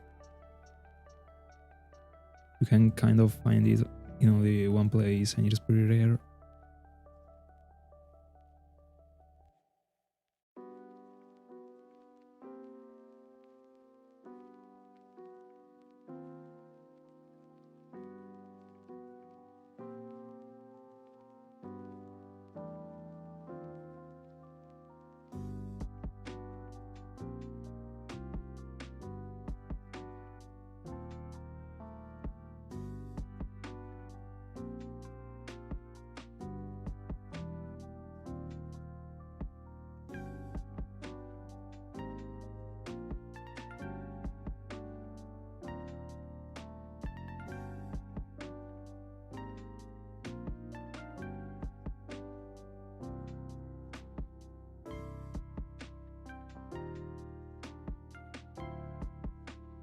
Eli, do you already have a new tattoo planned? I've been missing updates on it.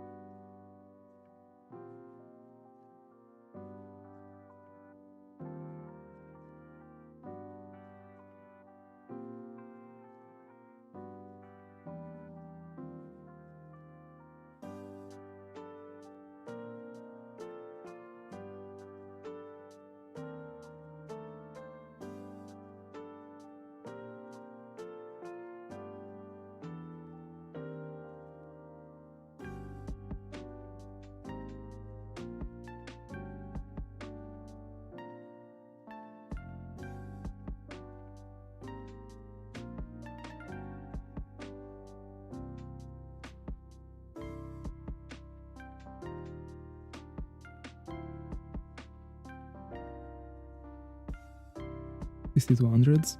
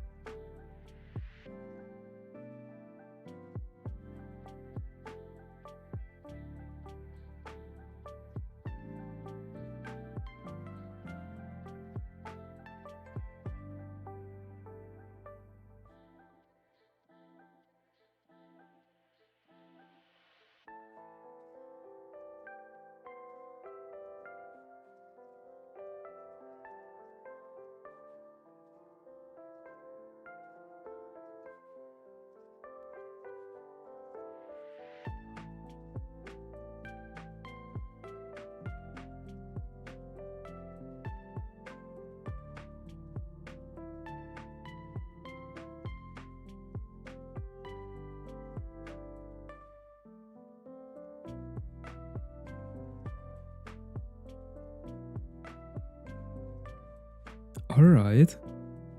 Nice.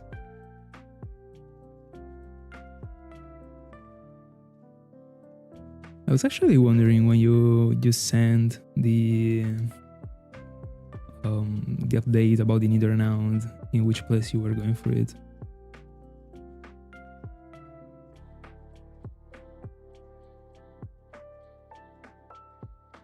Best of luck.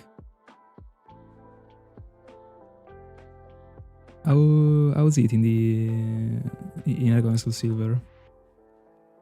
How is the Hound? Does it require blocks? Or it is one of the base Pokemons?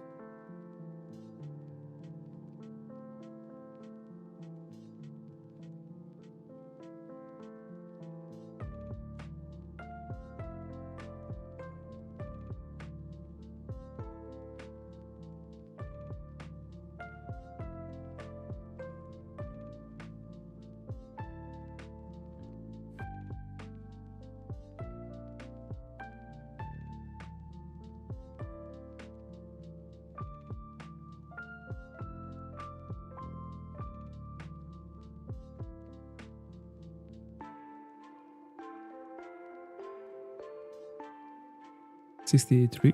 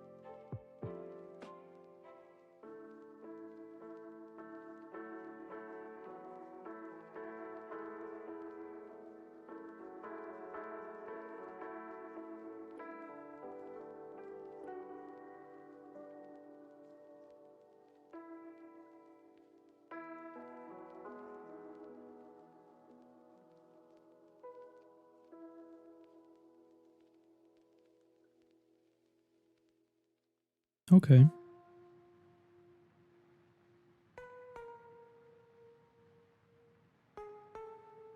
What is that you can phase on? You mind me asking?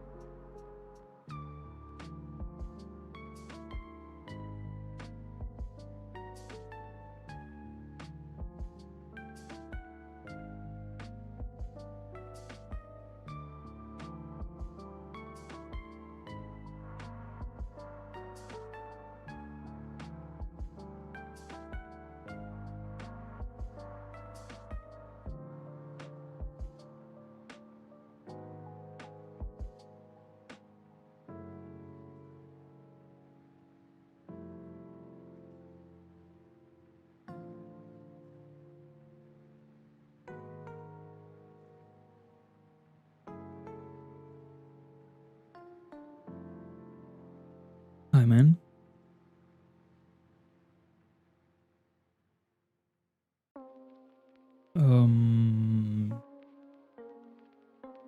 I don't know, actually.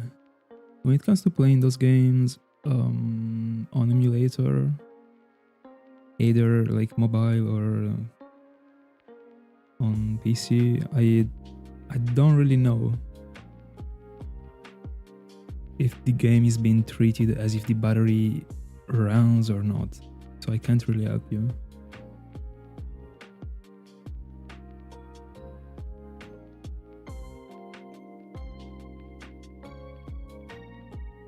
But I am pretty sure it gotta be a subject that got studied online. So if you do some researches, you should be able to find something. I'm pretty sure about it.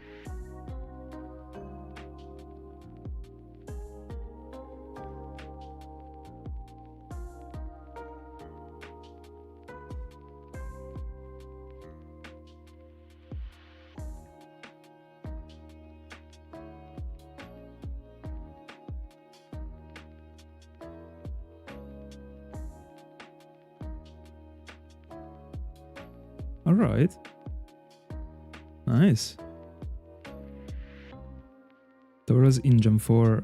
I mean, like, I'm not a fan of Tauros as a shiny. But in Gem 4, the sprite is very cool in my honest opinion.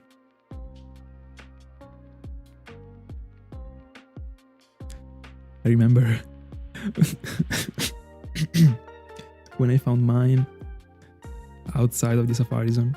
That one is tough to catch in the Safari Zone, even in Gem 4. I found mine outside of the Safari Zone randomly, and I was like, of course, like I was super excited. My second ever shiny. But I was like, bro, this thing is awful. Now I like it a bit more than before, but I still think it's pretty awful.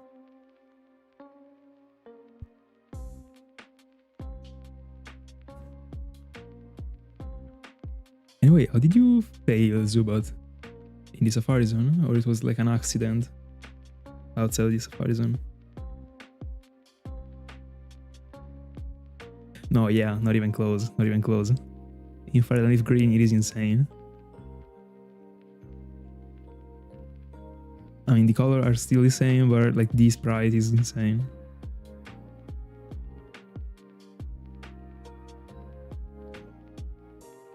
Real bull.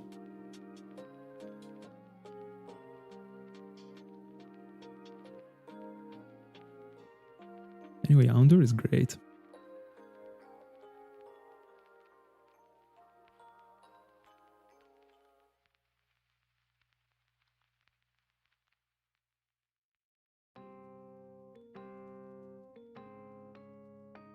Alright.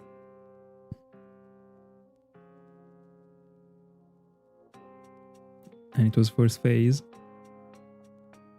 Are you into phase 2 right now? Or you add more phases?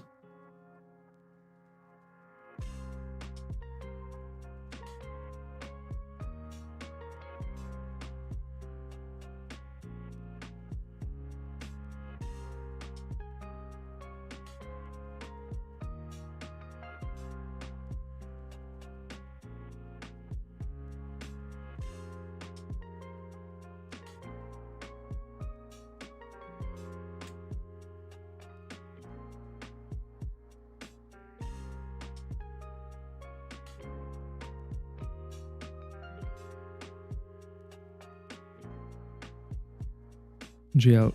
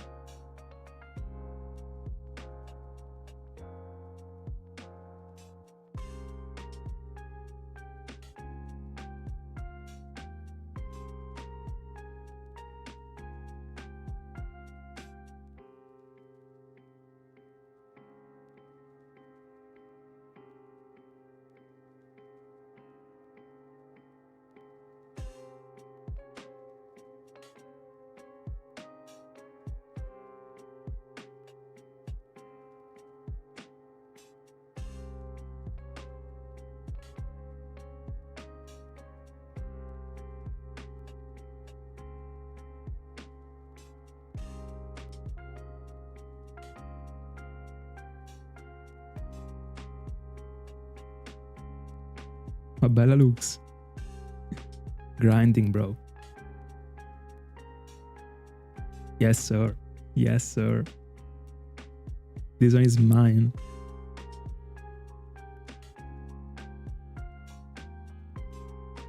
We're going on very slowly, but it will be mine, bro.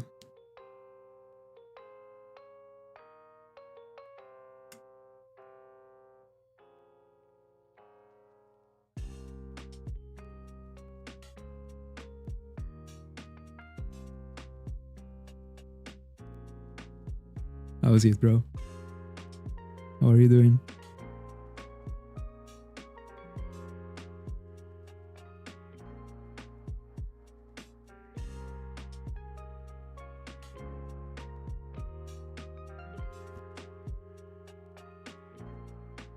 Anyway, 6400s. I don't think I am stopping at 65. I think I might go on. I would say probably 7Ks. So another hour most likely.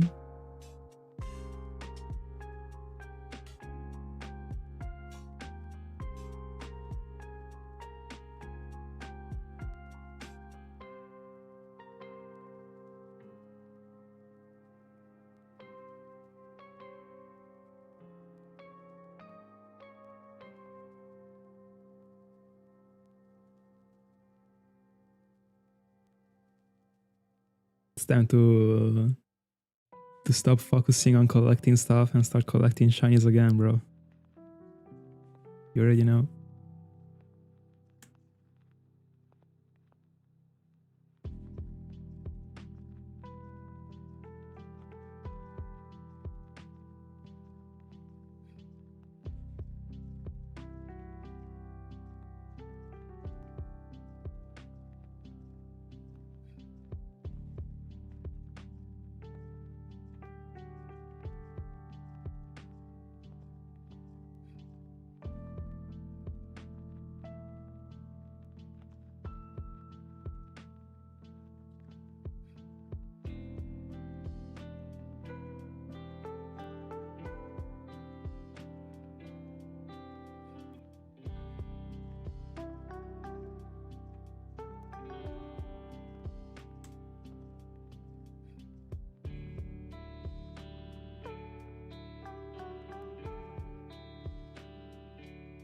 I don't really know. Yeah.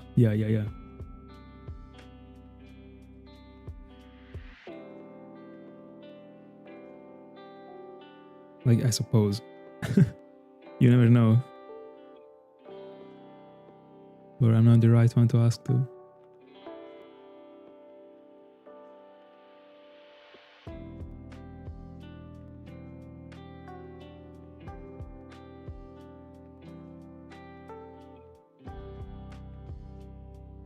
Looks like you're planning on be back for the Safari Week.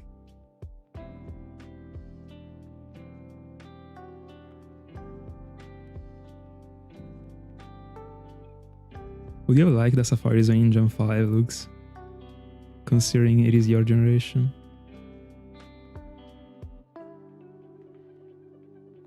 I don't even know if, like, have you...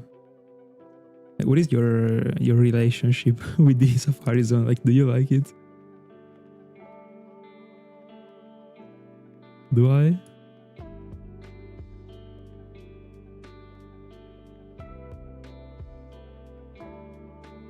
Don't. What do you have in mind?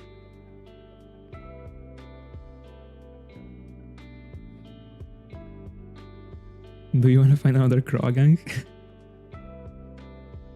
I gotta find that one, bro. One day.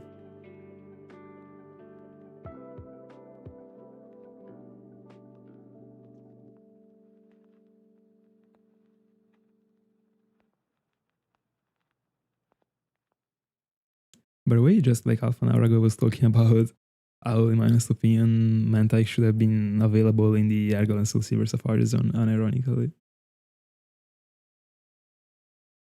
as a very low percentage in the water. Would have been cool. But I mean, I'm not complaining on it being an exclusive in these games, in this place. At all. Makes it be even cooler.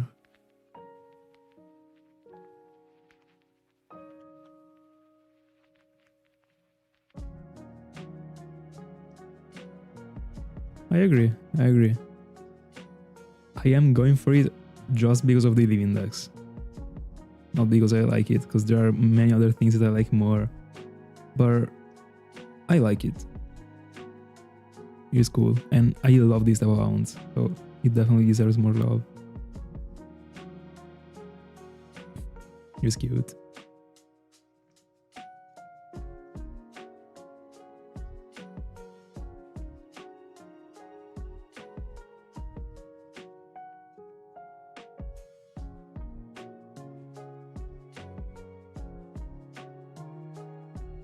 And I mean, I'm also hunting for it because of it is a first level in Europe. Beside the league index, it is just like a I don't know, a joint event. I'm going for it because of the two things.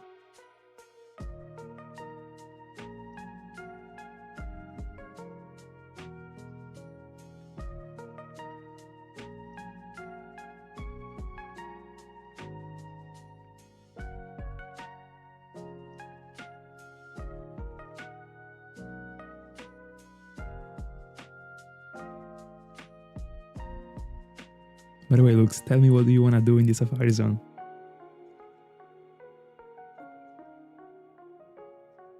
Come on.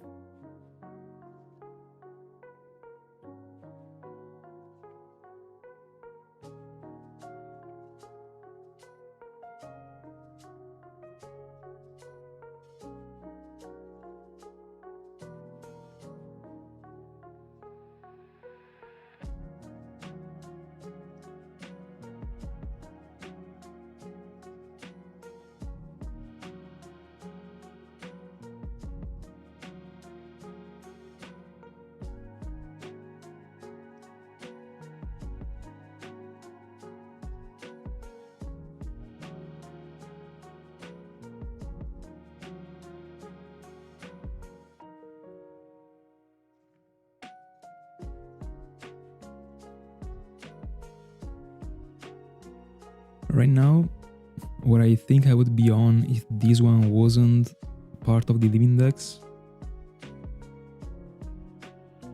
probably would have been Combi. But I mean, I don't even know. But Combi is the most similar thing to the sound, basically. So yeah, I could have probably been that one. That one would be a cool hound.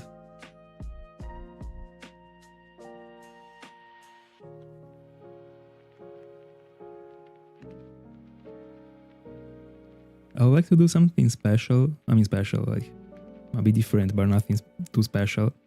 That is hunting from all the devices for Combi in the Oni tree that is located in the Eterna Forest. So, I mean, not really in the Eterna Forest, it is outside, but it's still considered Eterna Forest. Just to have a little bit of a sort of, I don't know, a spin-off of my Eterna Forest journey. When I was hunting for Munchlax, I was hoping for one of the files that I got the Eterna Forest tree with Munchlax to have Munchlax and to let me hunt for Munchlax from that tree to do this thing. Actually, I didn't in the end. Wasn't lucky enough to find Munchlax on those trees, but I could definitely do that for Combi. And I would like it to also, I don't know, to do a little, I don't know, to mention in the video for a couple seconds the Eterna Forest journey that took place almost 2 years ago already.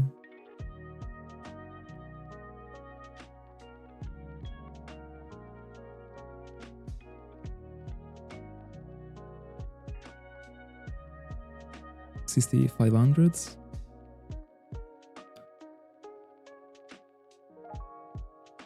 triple Mantyke.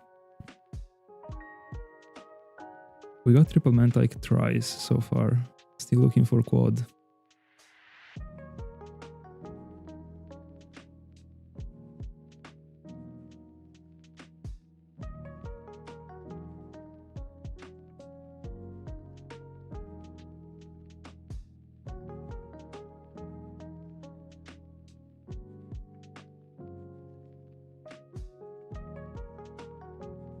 Talking about cards, there was something very cool that Ring was doing back then. I think right now he's not doing it anymore, but it would be cool if he was, I mean, if he started again.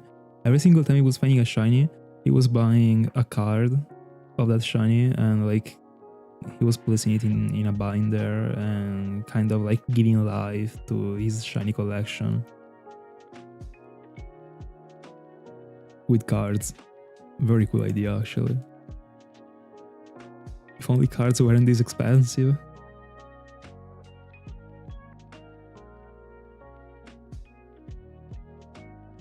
I mean, at least give me... I mean, tell me... is the Great Marsh, Argon and Soul Silver, or like Gen 3?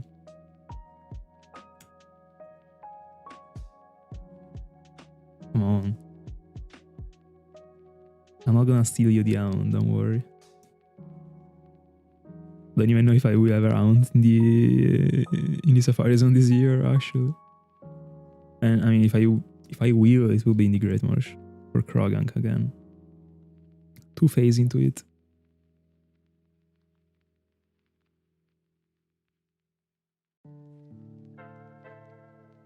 Two phases and like 55,000 encounters collected. At least I got code. I mean, I got the catches, both twice, both the times.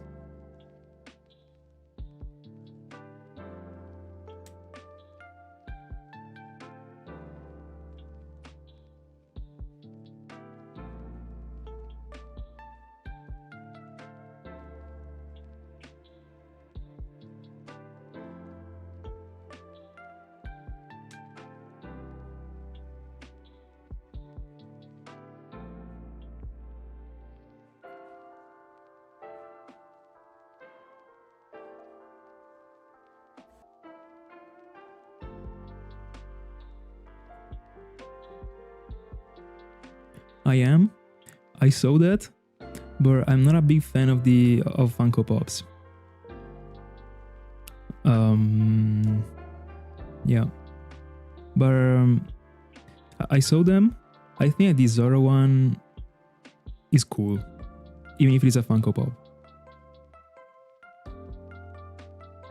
It's very, very cool, but I'm not gonna buy that stuff.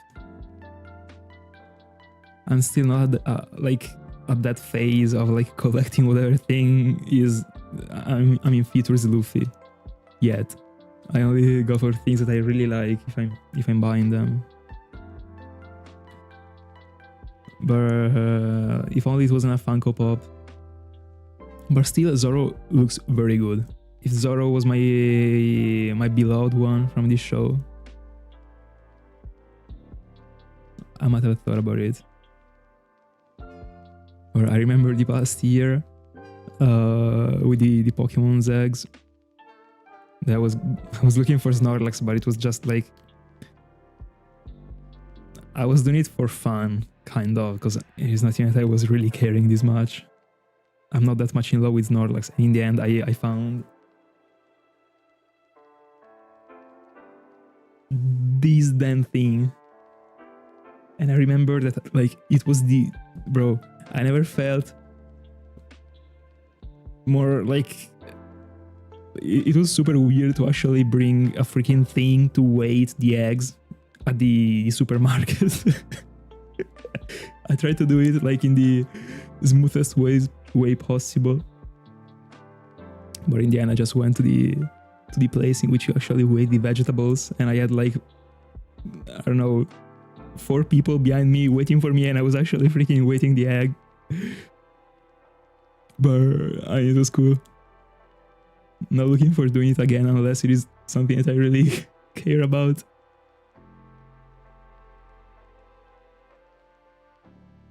Also, I saw on Vinted that there are people that already got Zoro, actually, and they are selling it for a lot, because of course, like, it is not even close to be April.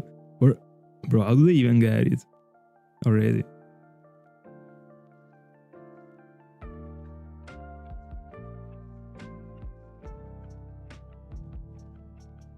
Alright, Owen, I see.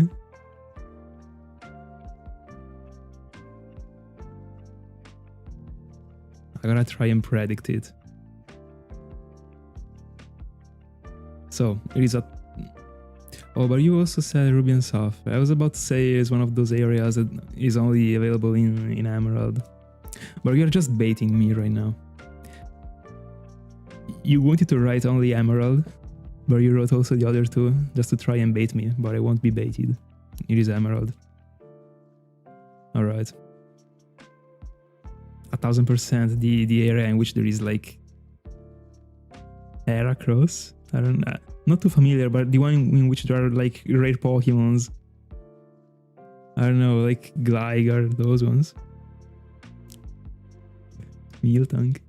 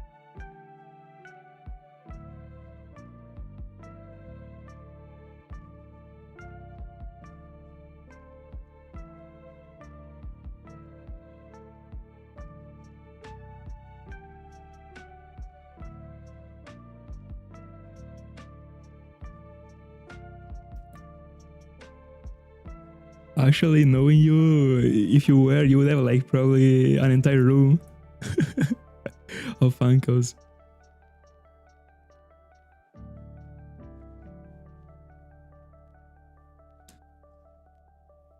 But I remember I was talking about this like in a past stream. I will never really get why they are this popular, honestly. I don't know. I don't really find them like any special. I don't know. Might be just me.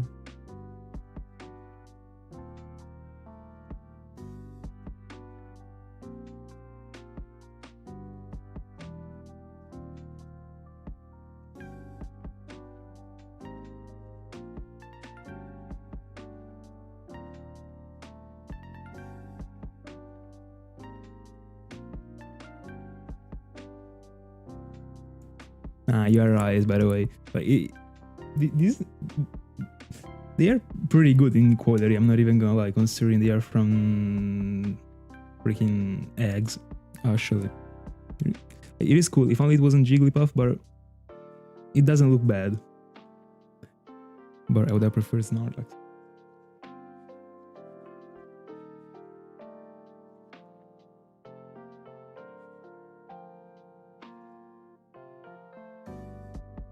I think I like Jigglypuff more than Pikachu. Anyways, so it wasn't too bad. But I also weighted the egg, bro. Like, I weighted it. It wasn't too accurate. It never is too accurate when it comes to weighting those things. But it should have been Snorlax, but I was confident. It is what it is.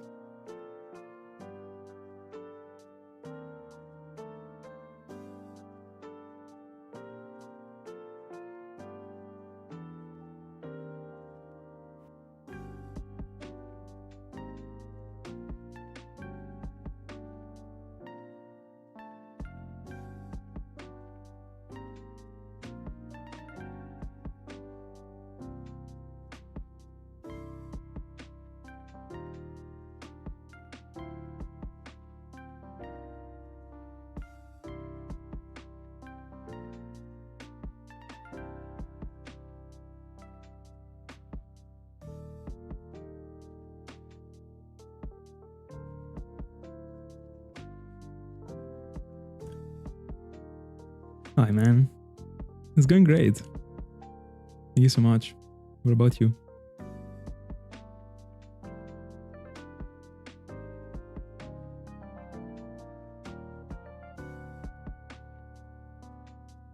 Did you, test your luck with the eggs or you bought them? I remember at some point you were looking for Jigglypuff. That you DM'd me about it. Of course I do. Once again, thank God you're not a fan of Funko Pops. You would be broke right now. With all the ones that exist. But if you were a fan of Funko Pops, would you just be buying like the ones from Pokemon, or like, I don't know, to other animes, or like whatever thing there is that is represented? Like, do you like to collect other stuff beside Pokemon?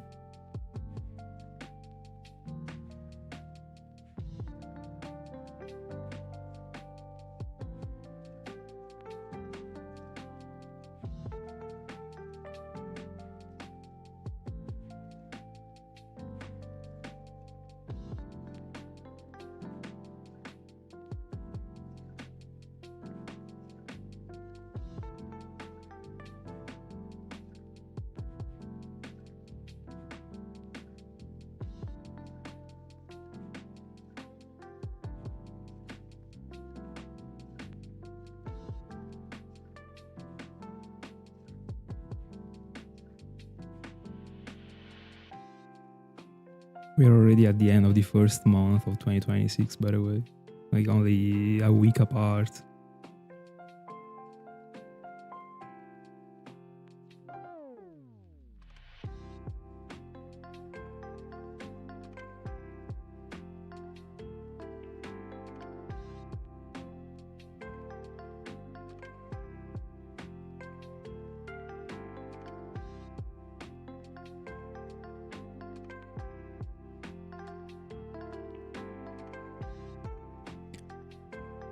Makes sense.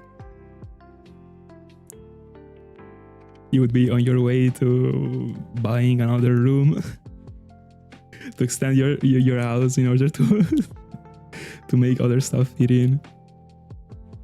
That would be crazy.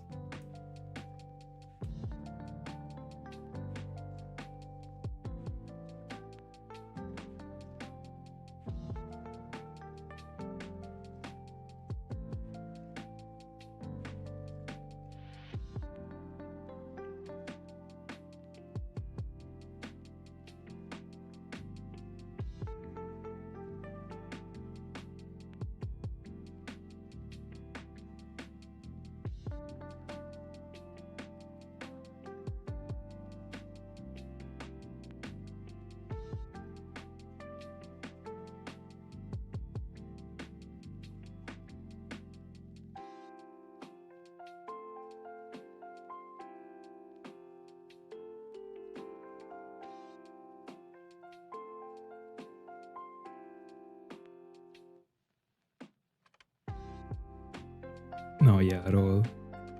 At all. Also, they occupy a lot of space actually. Since like no one uses to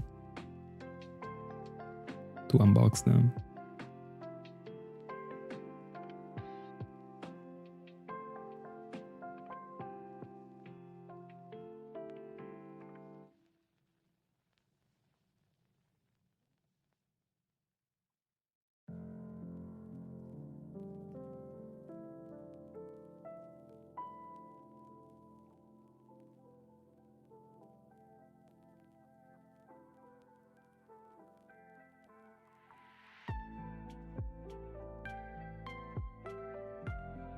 I agree.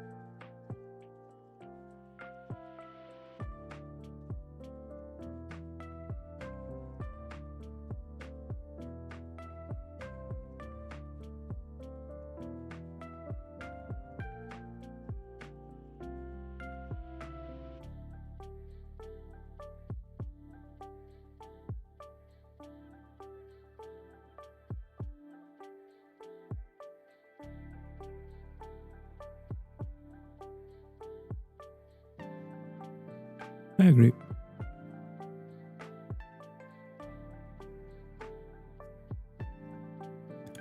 But even if the eyes got something different, I still wouldn't like the entire type of thing at all. It's just like not my type of stuff.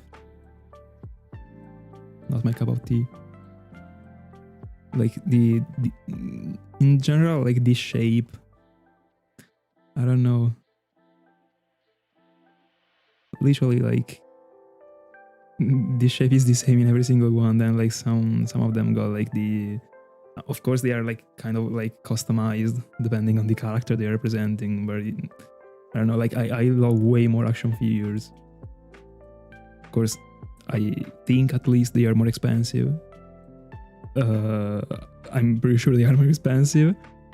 I remember like someone told me that one of the reasons why Funko Pops were that popular was because they weren't too expensive. But I'd rather spend like 4 times the money for an action figure rather than buying like four Funko Pops. To me, they are just cooler. Anyway, new subscriber, thank you so much. Happy you enjoy.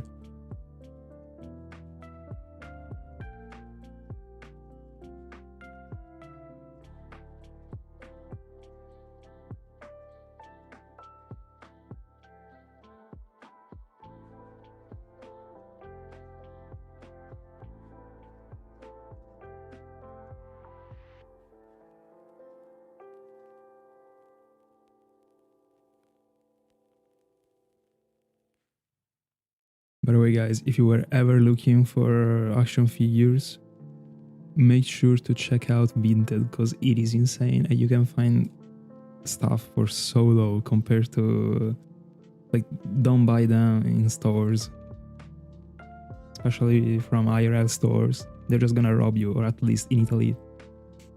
That's how it goes. Basically, they could literally buy stuff from Vinted and place it in their store for like 3 times the price, unironically.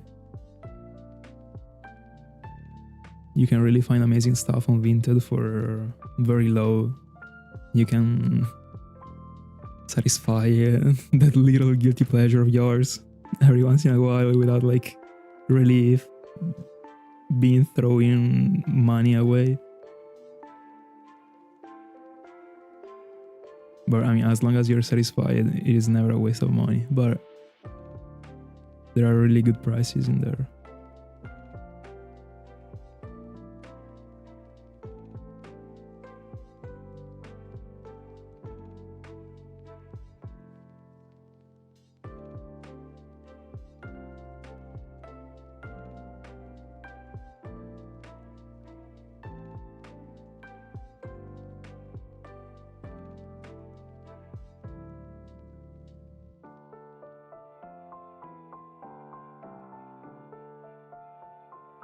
This exact song of the playlist is fantastic. I don't even know if the one I'm playing right now is a piano or whatever it is, but whatever I don't know instrument it is super cool. Sounds very good. If you wanna check out on the playlist, by the way, it is in the bio of the video, of the stream. There is the link to the channel I took it from. They're great.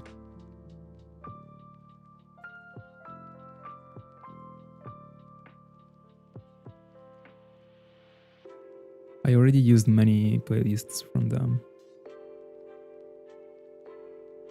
At least 5 or 6 so far.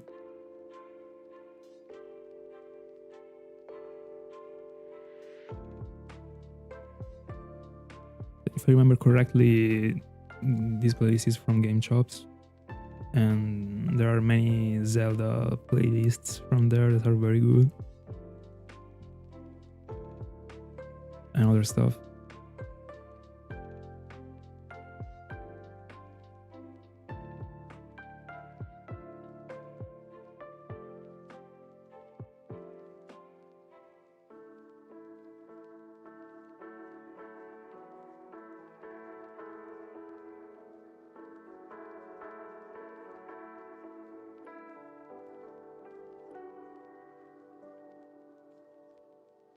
We are 15 hours into the Hound.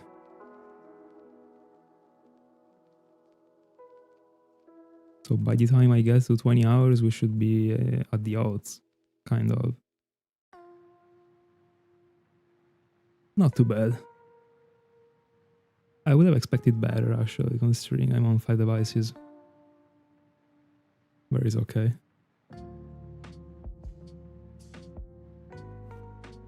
This type of ounce, really, if I was from a single device, would really be slow, actually, to get the low percentage target.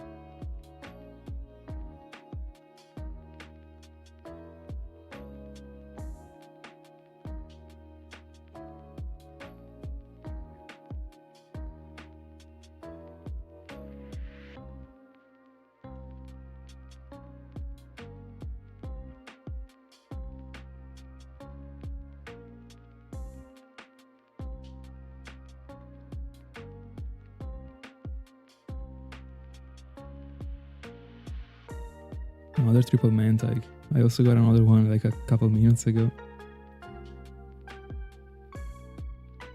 Finding 5 at the same time would be 1 in 100,000. Would be lit.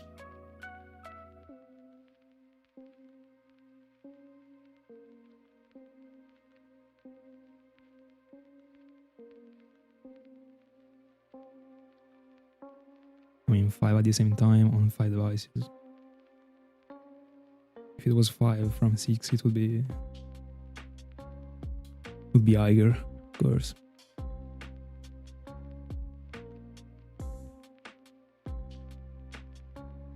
Now I battled. Anyway, I gotta reset all the devices. I'm almost done with the Oni. So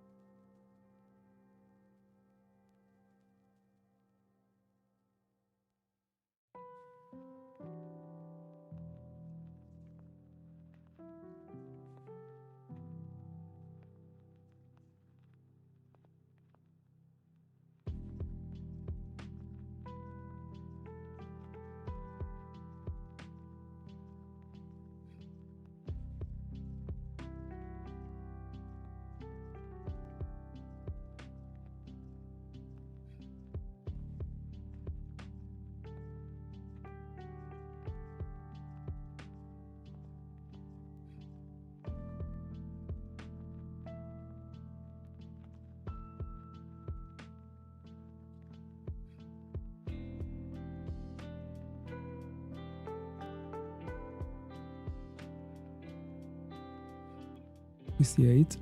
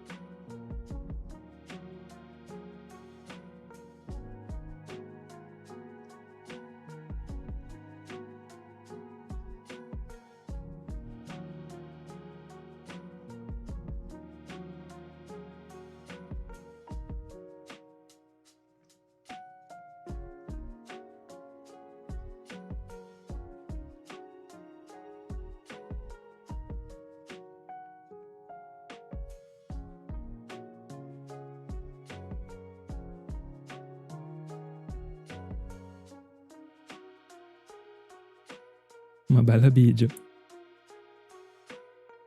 How's it?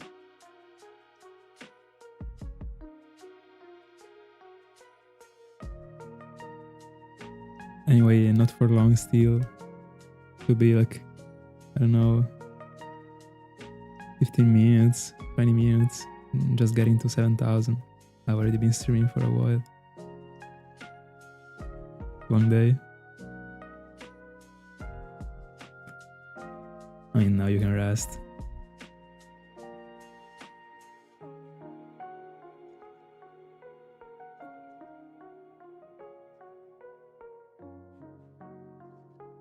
Pretty good, pretty good. So it's cool. Collected many encounters today, more efficiently than usual, I would say. I don't know how. I've been counting the encounters right, so usually I was getting like 500 encounters less than today in the same amount of time. Or probably like sometimes I was stopping, like, I don't know, deep in the conversation. I wasn't hunting, I don't know. Don't remember.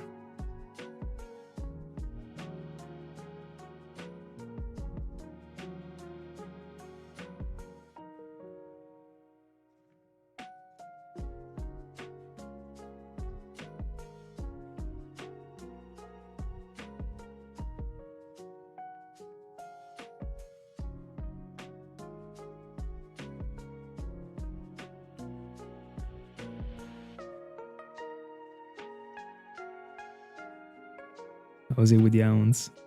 Any updates?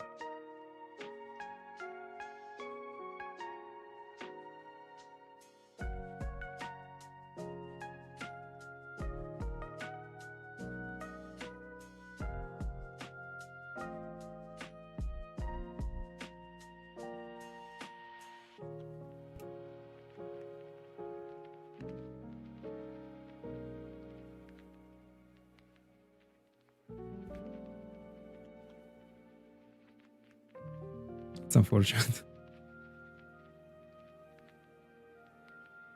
What were you going for?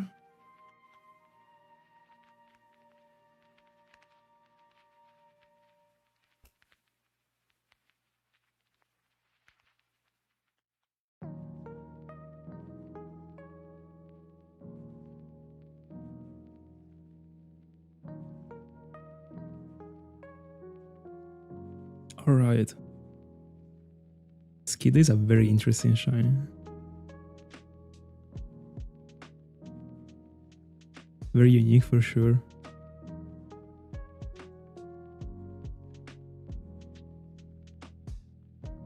Yeah, it is what it is. I mean, the year just started. You have plenty of time to be lucky.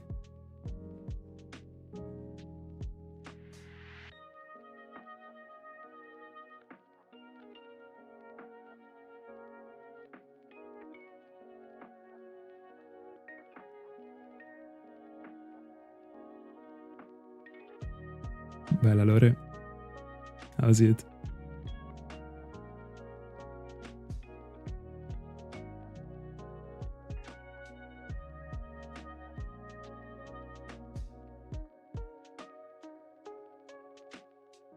I would also like to find something again. I mean, I got Among Us yesterday, but I don't know. I feel like I can find something else before the Stark Mountain. Probably not from this round. Maybe from Route 11 in Pokemon White. I don't know.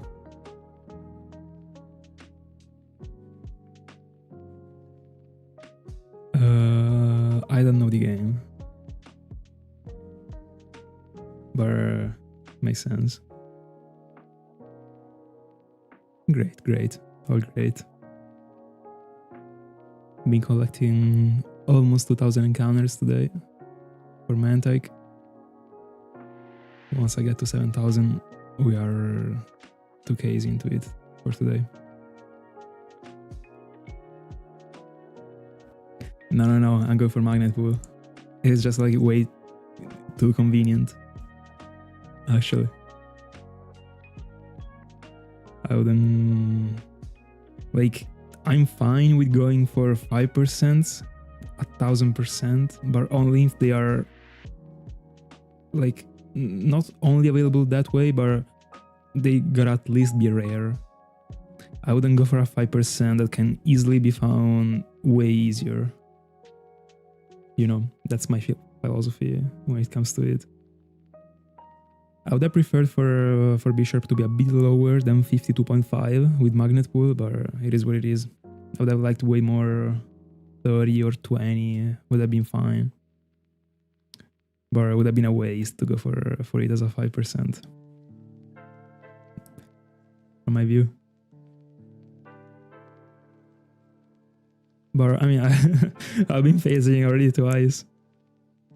Not expected, actually. 2 phases on the same thing. That is a 5%, bro. Incredible. It is like the reaction that I had for this second Among Us was probably one of the chillest reactions that I've ever had, unironically. I don't even know how, because like probably I didn't realize it at first that it was crazy that I was finding a back-to-back 5%. I mean, okay, that like literally half of the route is around 5% because of Magnet Pool, but the same, among all the cool things I could have found, and I'm still hoping to phase a couple times at least. The route is insane. It's super cool. It is 2.5% Carablast. That all these low percentage Pokemons like would be fine, but I wouldn't be excited about the percentage because in the end all of those Pokemons can be found in an easier way. And again, when it comes to my philosophy, if in a route there are many low percentage Pokemons and I'm not targeting any of those ones, to me they don't even count as low percentages. Like that Among Us for me is just like a normal shiny and not a 5%. If that one was my target and I was going after that 5%, then I would consider it as a 5%. I don't know if it makes sense to you. Anyway, there is 2.5% Carablast, 7.5% Gligar. That would be cool to find live actually, since I got one that wasn't live. 5% Zangoose, 5% Seviper. I would like both. 12.5 Braviary. That is the one that I would like the most because I have the perfect nickname for it that suits it perfectly. That is Pell, still from the Alabasta saga. Is perfect for it. And also I would complete the duo because I will go for Mandibuzz, so it would be super cool. And then there is 5% Among Us. I think 10% Golduck, or still like pretty low percent Golduck that I'm kind of hoping not to find, but it would be fine. And then there is B-Sharp. This should be the entire pool if I remember correctly.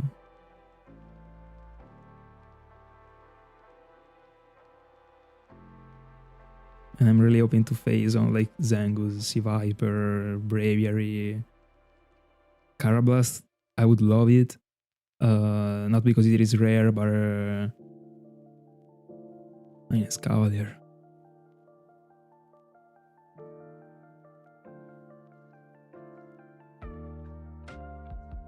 I don't even know if I would include the evolution in the video. I don't know what I would do because it would feel a little bit of a waste finding such a great Pokemon that evolves. Finding such a Pokemon that evolves in something so great and not mentioning it in the video, but the video would be for B-Sharp, not for Carablast, so I don't even know.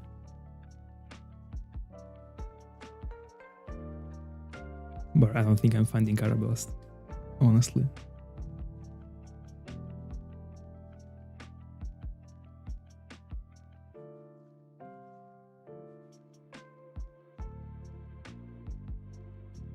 But overall, I have a 12.5 plus 5 plus 5. Let's say also Gligar, so plus 7.5. So I kind of got like 30% chances of phasing on something that I want now. That is not too bad. Let's say also Carablast, so 32.5.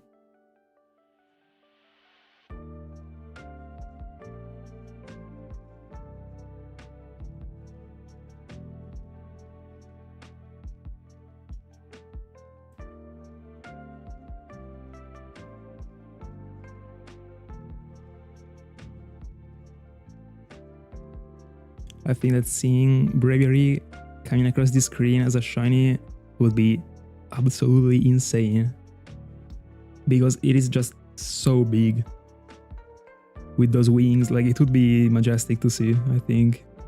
Also, I mean, like, swinging those wings, bro, would be super cool. I'm not like the biggest Braviary's fan. I prefer Mandibuzz. It is a good shiny, but because of all the reasons that I mentioned, it would be a perfect find, and also it looks great, so why not? Blue is pretty good. Also matches with B-Sharp, so it'd be great. If I find another Among Us, I go insane, I think.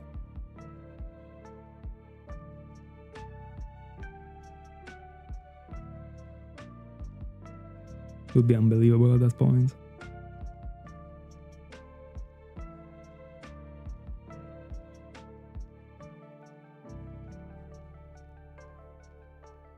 Also, I wouldn't even know any other nicknames to go for, because right now, like, I went for the first one. Very good, very good. Let's go. I went for the first one. Like, I nicknamed the first one Magellan. Of course, like, I mean, poison type, like, fair enough. Didn't expect to find another one. I nicknamed the second one Doku Doku. That is the name of the fruit that Magellan ate. But it is over now. Like, I don't have any other ideas. I will have to figure out something if it happens.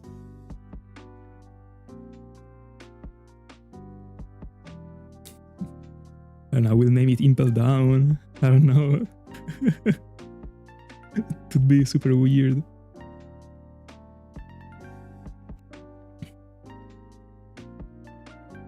We just gotta find, I don't know, we just gotta do some researches and see other like poisoning things in One Piece. I would still like to keep that one as the concept of all the nicknames actually. Across the entire journey. I don't know if it, I mean, how easy it will be to go for only like One Piece references, nicknames, but considering how big the One Piece world is, I should be able to find something for literally everything. I'm not too scared.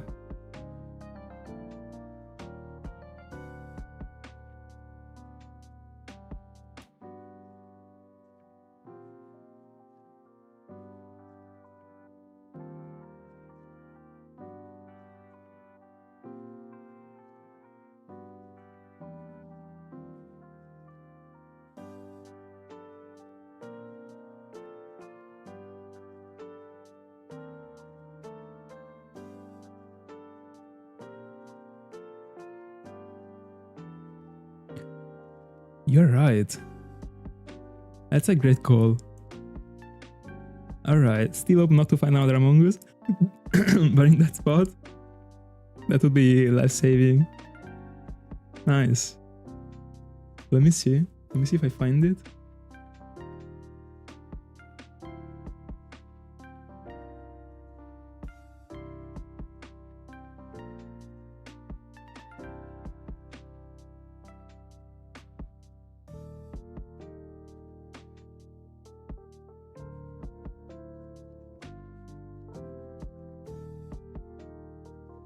I don't know. I will check it off stream. But that's a great idea. Hopefully it actually has a name. If it doesn't, we will see.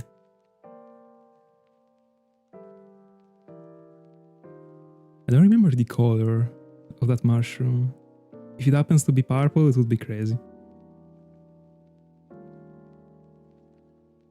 But might it be red? I've only seen Amazon Lily once.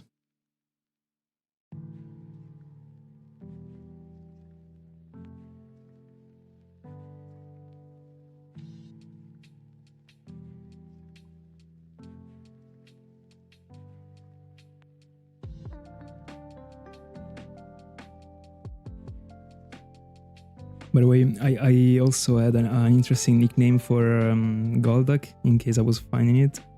It would be Carl, the name of the little duck that Vivi got. Of course, like, I mean, they are not similar, but they are two ducks, so it would work. That at first was the nickname I was thinking about for the Golducks that I found with your other. In the end, I didn't go for it. I don't like too much how it sounds, so I wouldn't include a Pokemon that got that nickname in my official Shiny Hunting team. But for a random phase, 1000%. Then other things that I had in mind are for Zangoose. Didn't do other researches yet, but to see if there is something that fits it more. But I wanted to go for Kuro, one of my favorite villains ever, my favorite battle ever. the one Luffy against Kuro. And I don't know, Zangus works with those like clothes that he got. Would be cool.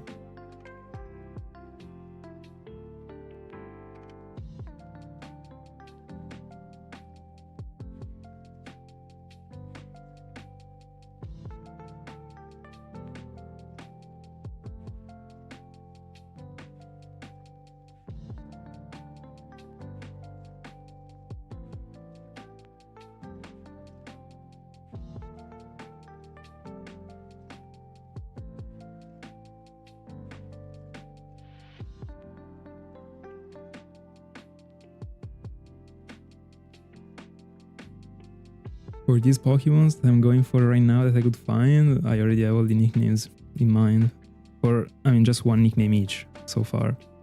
Tentacruel, easily a super mainstream Squidward.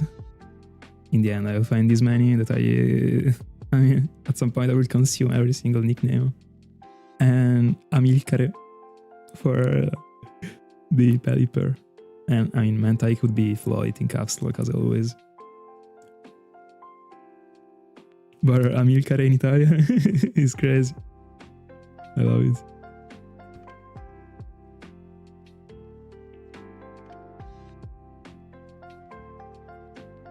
Yeah, at some point, if I really end up like finding many Pelipers, at some point I will just like nickname them like Bird and stuff like these. Like weird stuff.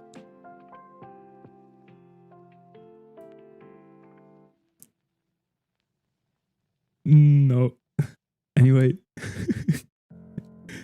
Last two encounters.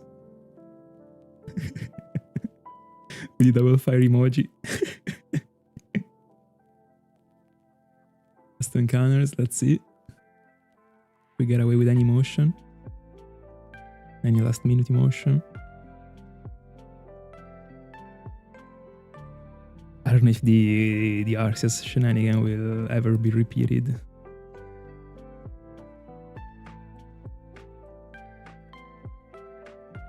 Let's see. 7,000.